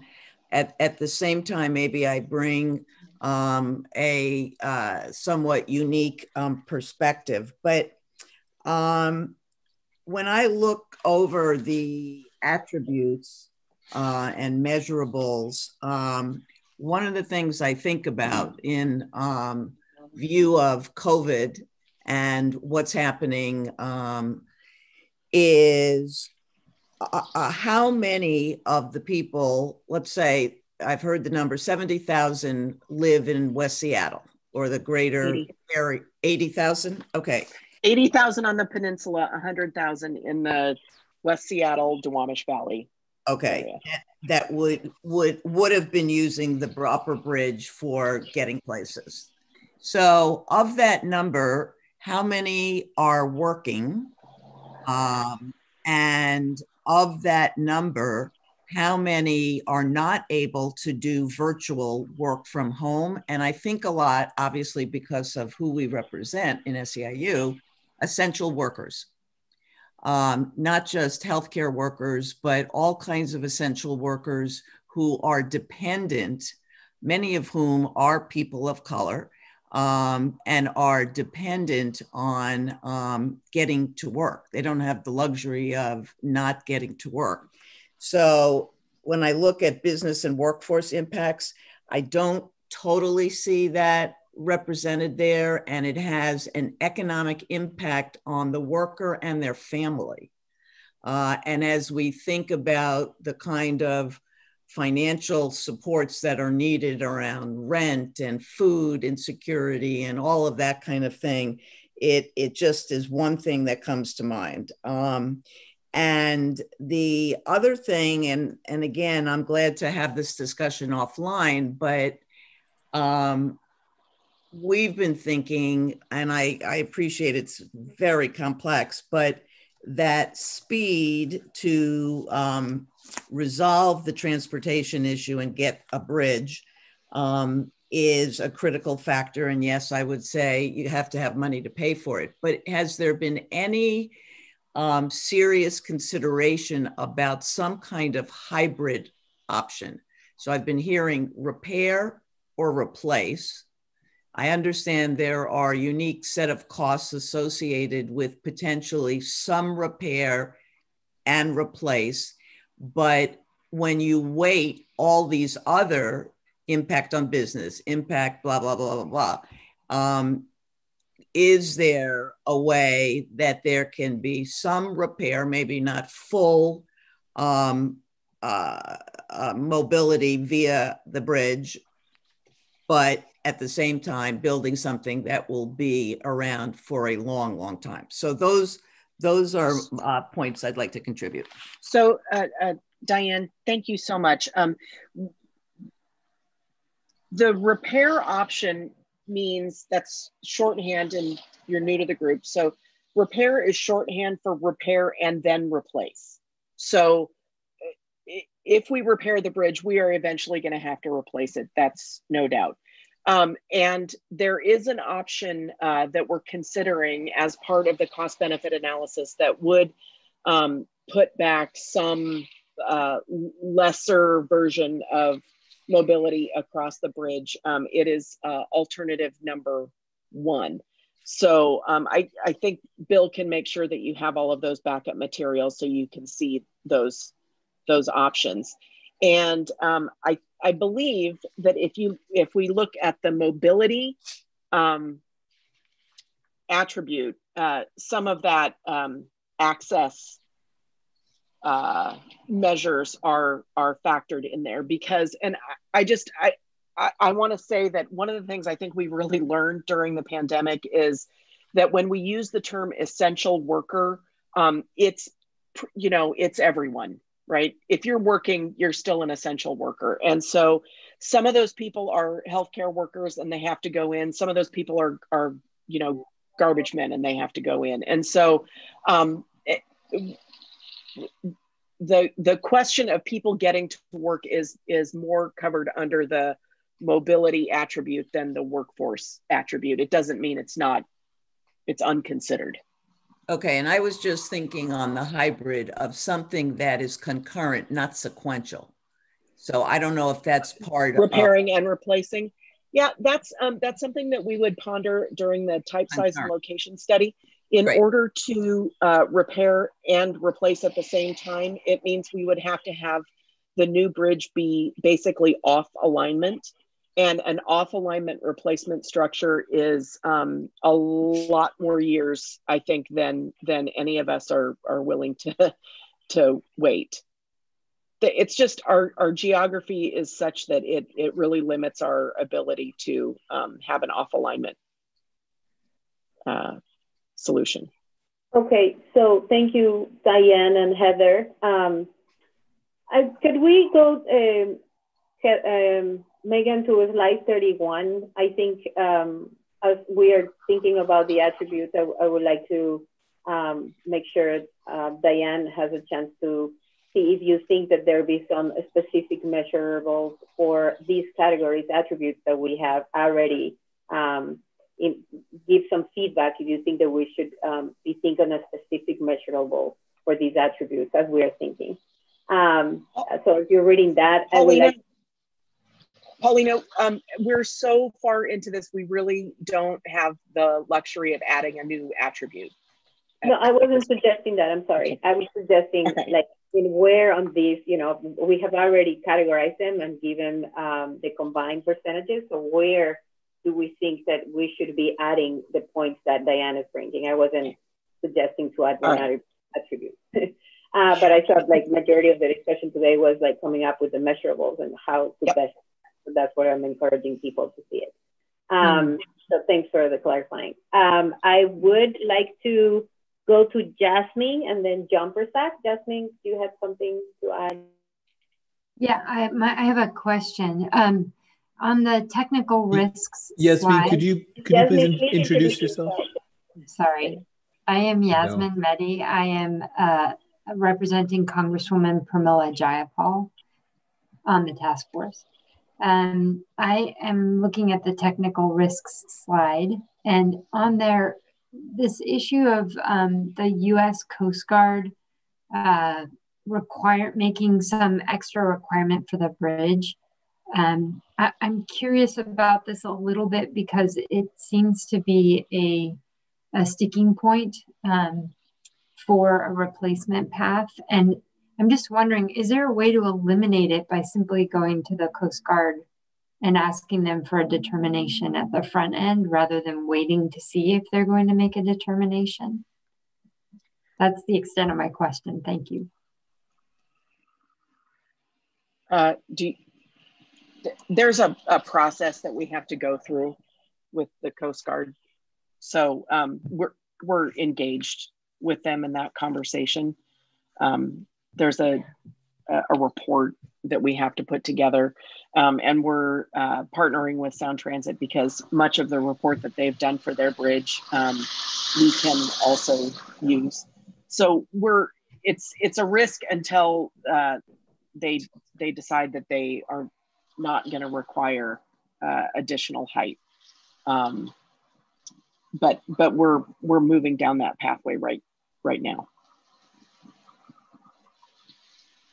Seems like we can get back to you with more information, definitely on that. John Persack. Thank you, Paulina. And I wanted to remark on, I guess, a risk factor related to timeline. It's not, this is something that's not very quantifiable, but I want to recognize that there is a risk to future business in the maritime industry with respect to cargo if there is not a solid timeline on replacement. And so to zero in on that, if there's a decision to replace sooner and all of that is built into a timeline, then the customers at the port can make decisions accordingly and plan for that. But if we are in a scenario where we put long-term repairs into the upper span, say for 10 to 15 years, as it looks it could be possible, and we just have a very, very long conversation about what replacement options look like down the road, that event in and of itself presents a risk to local business and the workforce, particularly as it relates to maritime. So I don't know how we quantify that in the discussion, but I think it needs to be elevated a little bit, just so that this is a very public dialogue, and people in shipping are watching it, and there are concerns out there about shipping lines, whether or not they would actually come to Terminal 5, even though there is a lease already signed there by a terminal operator. So that's something that concerns me, and I'm hoping that we can, have a very frank conversation about the importance of making sure we have a solid timeline on replacement sooner rather than later. Thank you, Joe. Can you mention who you are, please? I apologize. My name is John Persack. I live in the Georgetown community, and I also represent maritime labor at the Martin Luther King County Labor Council. Thank you. Do we have a comment or response for John?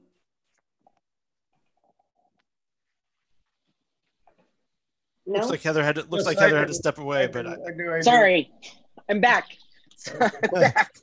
What was the question? No, it's fine. I think John's comment. I think it's a good one, John, I'm remiss too. I forgot to thank Heather for engaging us last week in the conversation around impacts to workforce. So I wanted to recognize that as well, because I know that was a heavy lift getting that language put together. So appreciate it, Heather.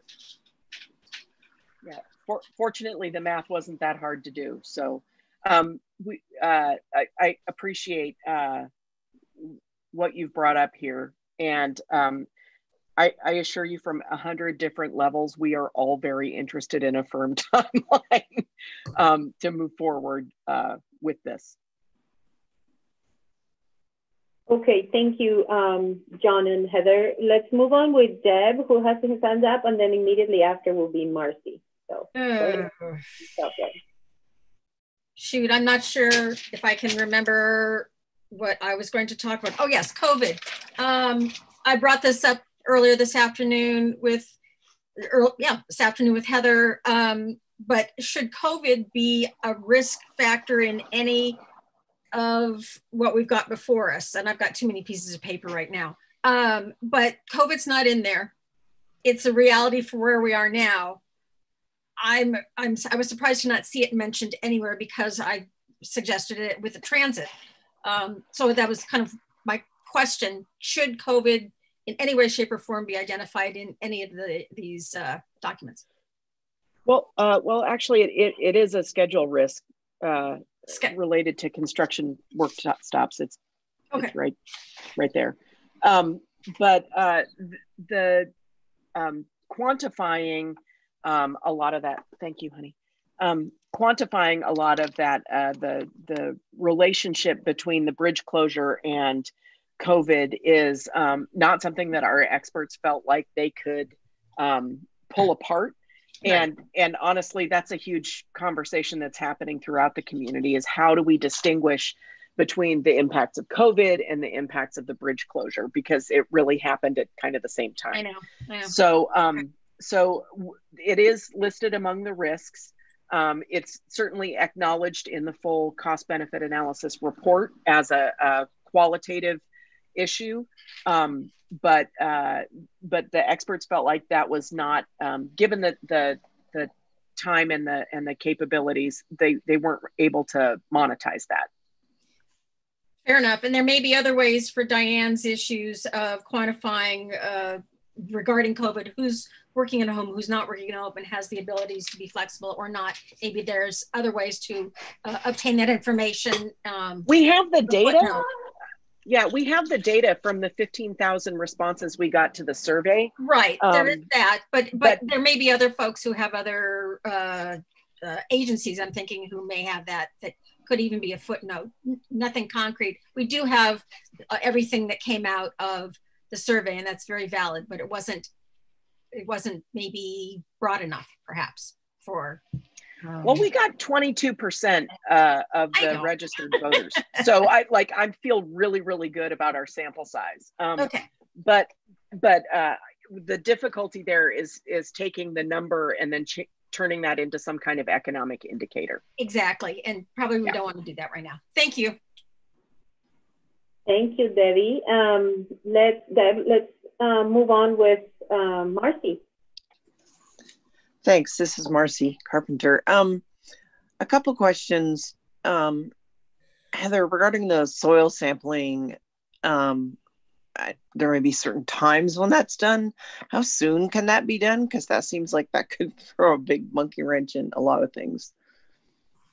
So that's question one. Go ahead. That's a really good question that I do not know the answer to, but we will take a note and get back to you with that answer.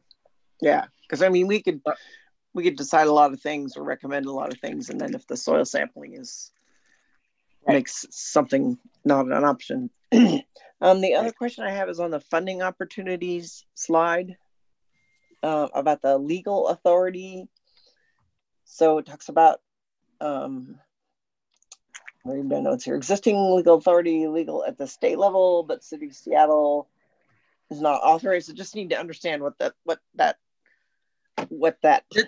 The City of Seattle. The City of Seattle is not authorized to impose tolls without a vote of the people. Ah, got it. So that has to do with tolling. Yep. Okay. Would be helpful if it was labeled that. Oh, yeah. I think we were trying to be less specific. Ah, okay. Thanks, Marcy. Those were great questions. I think also beyond that, Marcy, this is Sam. There's only certain tools that we have at our disposal from a local option perspective, and I think as we look forward, if there are additional authorities that we would need to go to the state legislature for, that beyond tolling or user fees or whatever you want to call that, those are other places where we may need, there may be limitations on what we can do right now with our current authorities. This is Deb. I'm just going to jump in real quick and say that the Planning and Land Use Committee today pushed out comp plan amendments, and there is a West Seattle High Bridge emergency closure comprehensive plan amendment to look at different ways of potential mitigation. And there's even something about trying to get impact fees imposed maybe a little bit earlier. Those are things that had we had impact fees in place right now, wow, there could be a lot of money flying towards this bridge repair. But just heads up, that's all. And this is Marcy, just one other thing, just emphasizing how important the public support is going to be, you know, I know there are already lots of local folks, you know, advocating for get something open ASAP. And so just acknowledging how important that's going to be. And that we need to think carefully about how to do that. I am nodding my head in agreement, Marcy. And this is Paulina in my co-chairing, or maybe two, but I just wanted to add in like some of the risks that, as we learned from last week's climate, we need to be more conscious of like how do we add it to the list of what's, you know, now that we have seen and we have witnessed climate change and climate risks into all these plans. So I think that we should have some thinking about that as well. Yeah. The emissions, but then we have other things like what happens when one of these, you know, like a smoke that make us be stop functions for a while and things like this that we don't plan. So I think that we should also allow for some discussion in there. Yeah, if workers can't, this is Deb, if workers cannot work because their contracts say you're not working when it's dangerous air quality, right, that's a big risk. Exactly. Yeah, that's what I'm referring to. Thank you, Deb. So we have about 4 more minutes to go before we have to go back and report. I want to make sure that we feel like we have been covering the questions, that any opportunities, I feel like we could cover more on the opportunities or potential ways to manage the risk, as we are discussing on either the measuring attributes or the risk. I see Peter has his hand up, so please, Peter. Okay, thank you. To underscore John Persak's comments regarding the risk to Terminal 5, we have an expectation that that facility will be fully operational by 2024. There's over 5,000 direct and indirect jobs directly tied to that facility. It will handle 13% of all of our containers at the Northwest Seaport Alliance, and generate hundreds of millions of dollars in labor income alone, not to mention the business benefits and the tax revenues that will be accrued and the rest of it. So if we're looking at risk, these are some of the most measurable and enormous economic and labor impacts. If that bridge, if the High Bridge is not restored to full capacity by 2024, that's the bottom line right there. All of these other issues fall short of that in terms of the timeline and the critical need to get that capacity back. We cannot operate that terminal with just the low bridge capacity and the traffic congestion that will only get worse. So I can't, you know, I've voiced that loudly enough. I've said it many times. I'd say it again. But there is so much at stake here that I think it constitutes the greatest risk of all, the potential delay.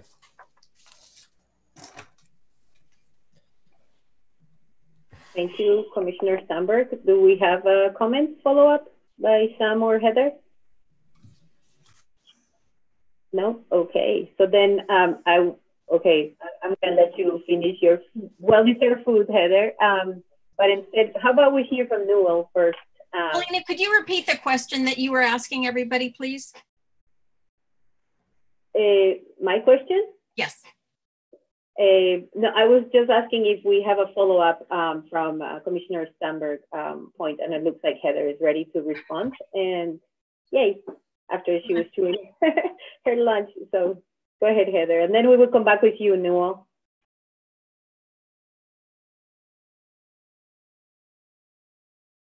You're still muted, Heather. Muted, you're muted. Sorry about that. I'm just still trying to fit in all the things that are necessary for my life. Commissioner Steinbrook, I absolutely agree with you. And we have, this is one of the factors that we're considering as we are weighing the repair or replace decision, not only the direct economic impacts from construction, but also the impacts to the industrial and maritime industry. So you'll find that is something that we added quite recently because we understand how important that is. And I also just want to clarify that the risks are risks to the project. So for this purpose, it's a risk to the project, not a risk to the broader economy.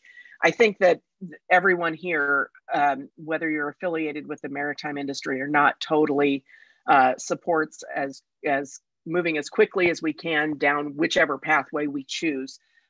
We just want to make sure that we're making a good decision based on all the factors that we have to ponder.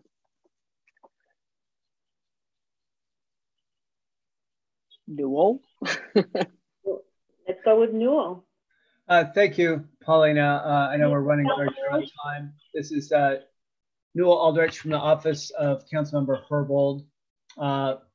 Partially related to what Paulina noted, just wanted to briefly emphasize on Councilmember Herbold's behalf the importance of equity that especially pertaining to vehicle trips and carbon emissions in marginalized communities in the Duwamish and the south end of the peninsula.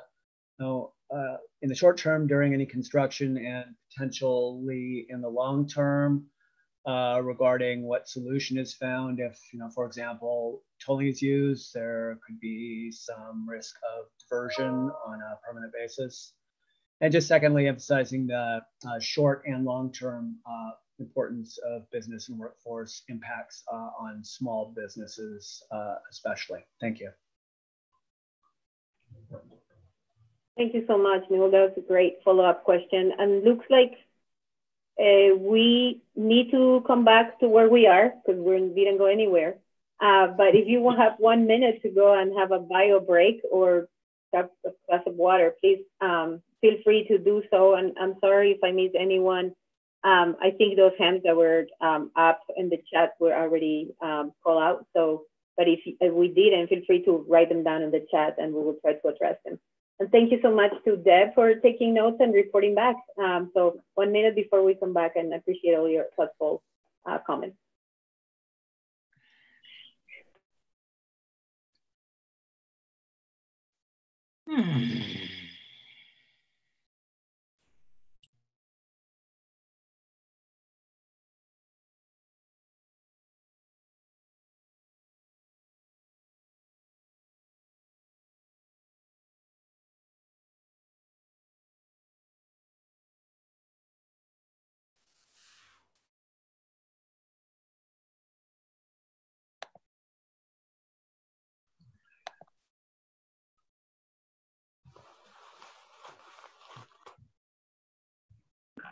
Greg, you're back.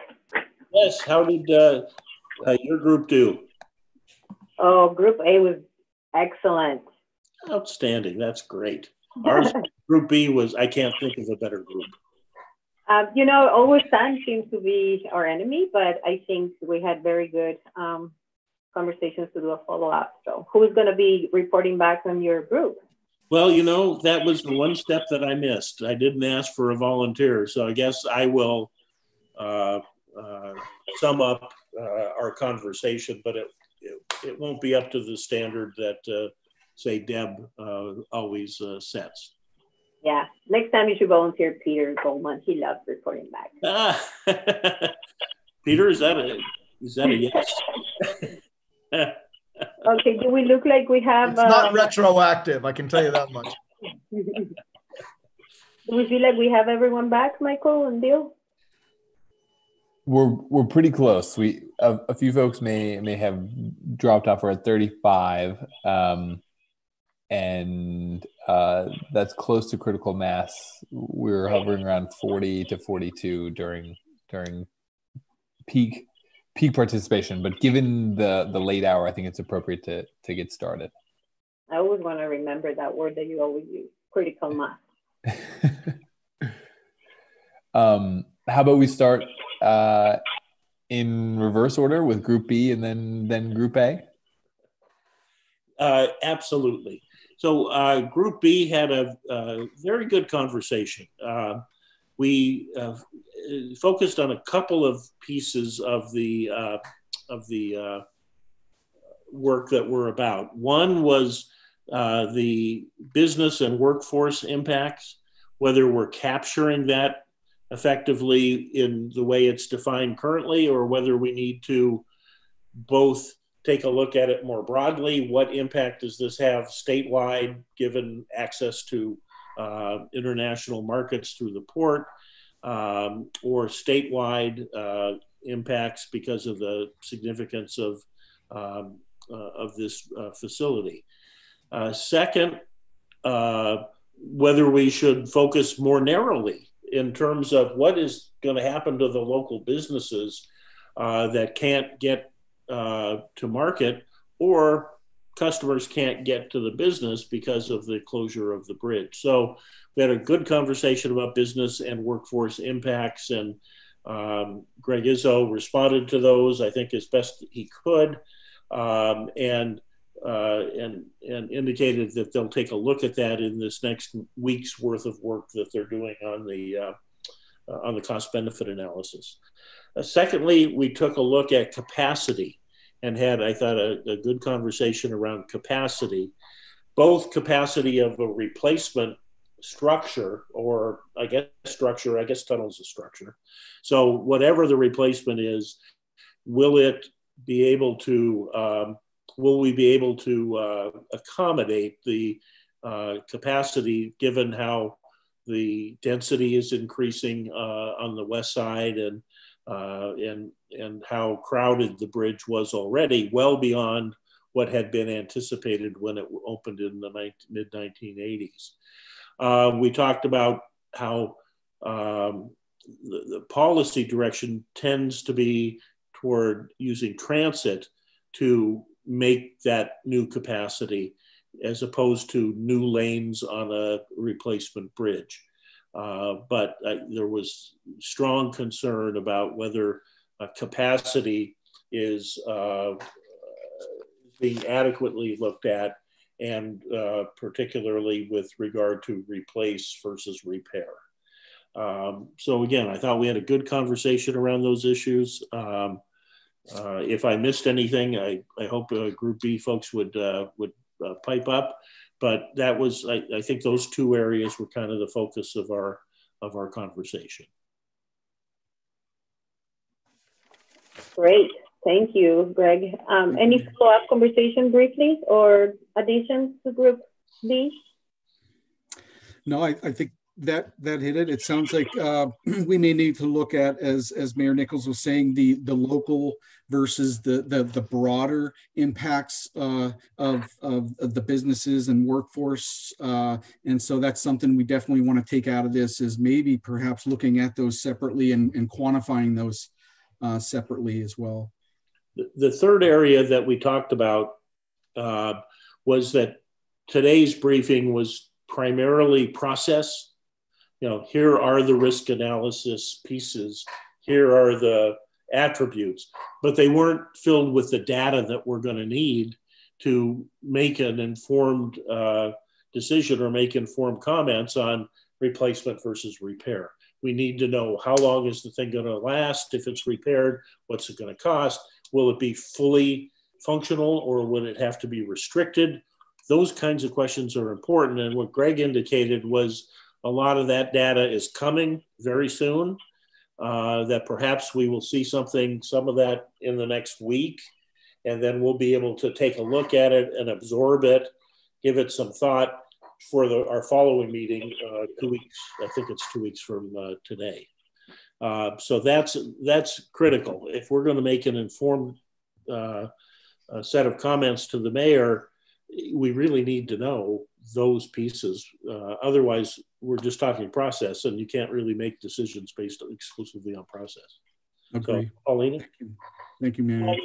I completely agree with you, Greg. And we also covered many of the things that you mentioned. And most importantly, how do we bring these measurables into accountability as well, and that we can rely on as community task force members to help develop those.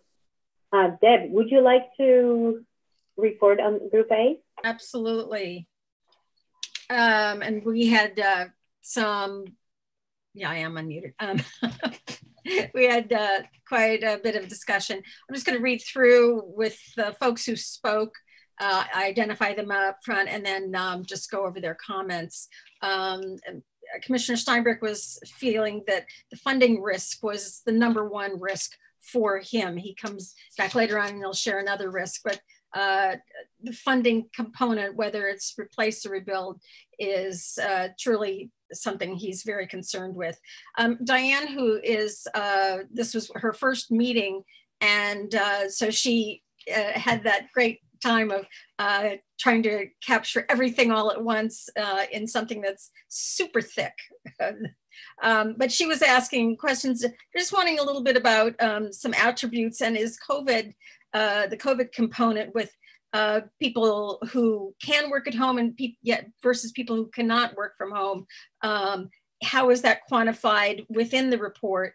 And has the economic impact, sorry, the folks who are not able to work from home, they have an economic impact on their family. So she was wondering if the attributes had reflected that. And Heather did mention that the Reconnect West Seattle survey did have a very high percentage of returns from this community, from the South End community, and had good numbers to identify that attribute. Diane also questioned about the speed at which, you know, this seems to be taking, knowing that getting that bridge closure,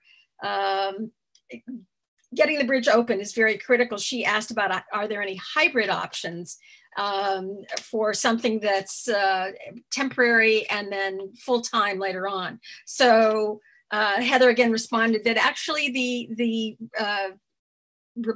repair/replace is more of a hybrid sort of scenario to look at, but that SDOT has taken and looked at every huge broad range of options.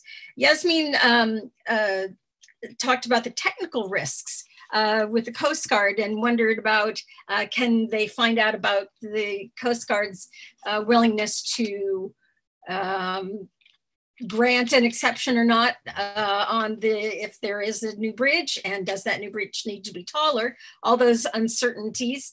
Heather indicated that actually SDOT is already working on that very request, the paperwork, if you will, with the Coast Guard. And it's great to hear that SDOT is also working, looking at Sound Transit's paperwork, that they're also reporting on the height of any potential new bridges. So great to hear that things are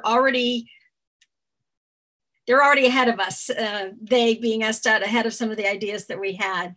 John Persek reported that there is risk to future maritime operations if there is no certain time frame of replacement rebuild available. And yet that we all understood that the port and the maritime industry is not the only one who's interested in getting resolution. No one likes this uncertainty, and everyone is very interested in getting to an answer. I brought up a COVID risk component within the scheduling risks, and was shown again where that actually is within the risk categorization. Marcy brought up a real great point about the soil sampling and the risks identified with, potential risks identified with that. And she asked how soon the soil sampling could be done. And it was a great question that Heather's going to be taking back to her team. And then there was also a question about some funding, needing clarification about what the legal authority with the funding component meant.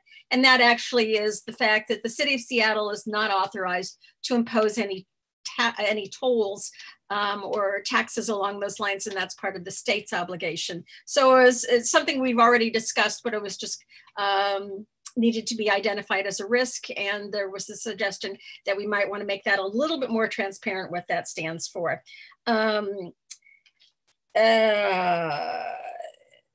Marcy also clarified that public support in all of this is so very, very critical. and that was agreed to by many, many folks. And Paulina brought up a great issue of kind of last week, you know, we were in a climate change scenario not of our own making. And how is that factored into the clarifications here?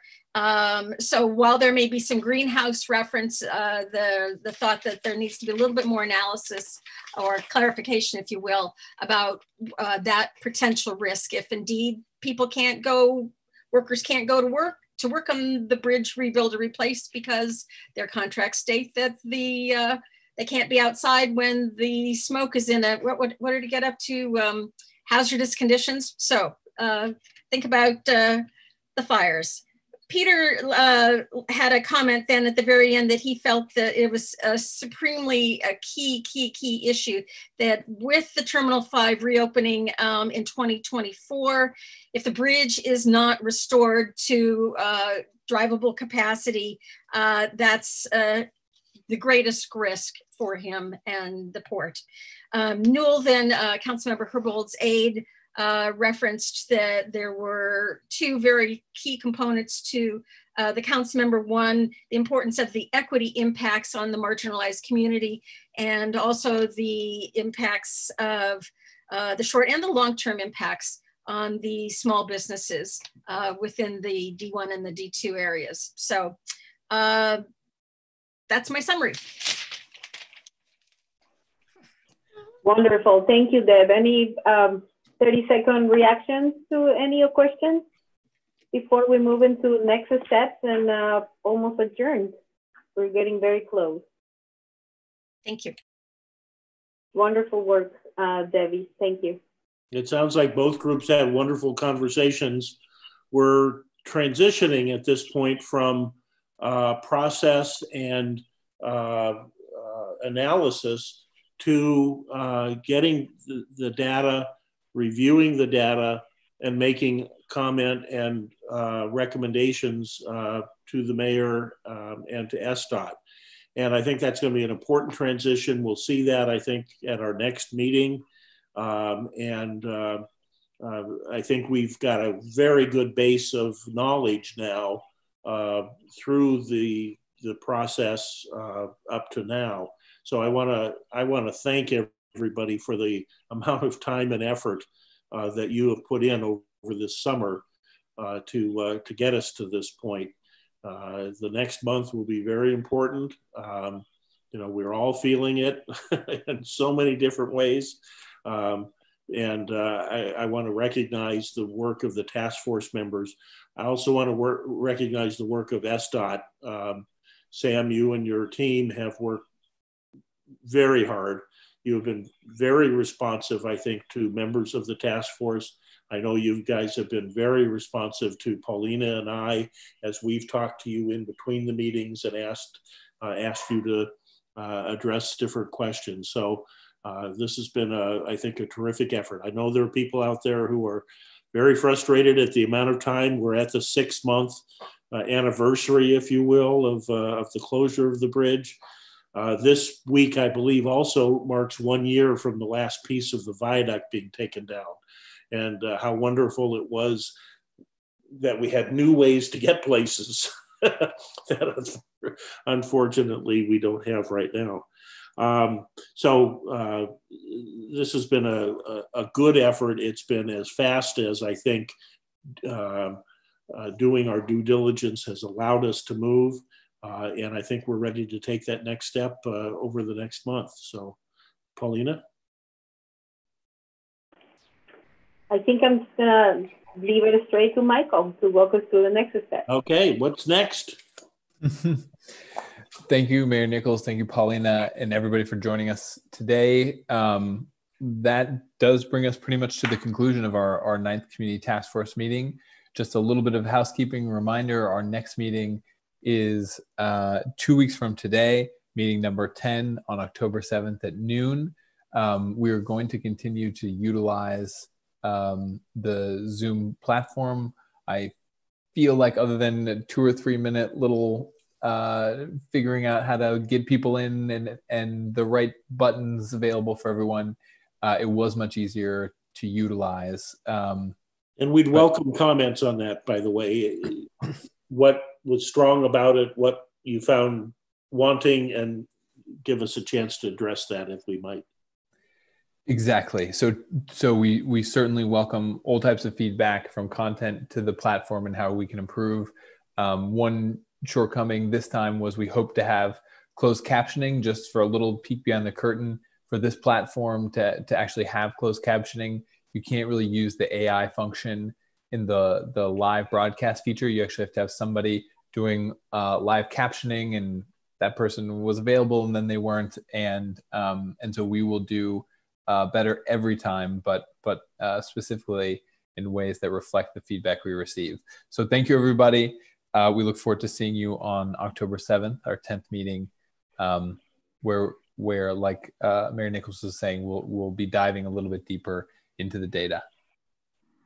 And just a friendly reminder, it's very, very helpful to hear from you on those feedback forms. So please, I encourage you, before you go, now that everything is warm in your brain, just do a quick click. That helps Greg and I make sure that we're responding to what you think is important as a community task force. So I really want to encourage you to take an extra, since we're releasing you a minute earlier, you may want to take a couple of minutes to help us with that feedback and help us plan for the next meeting. And thanks for those of you also who email us, Greg and I, with suggestions.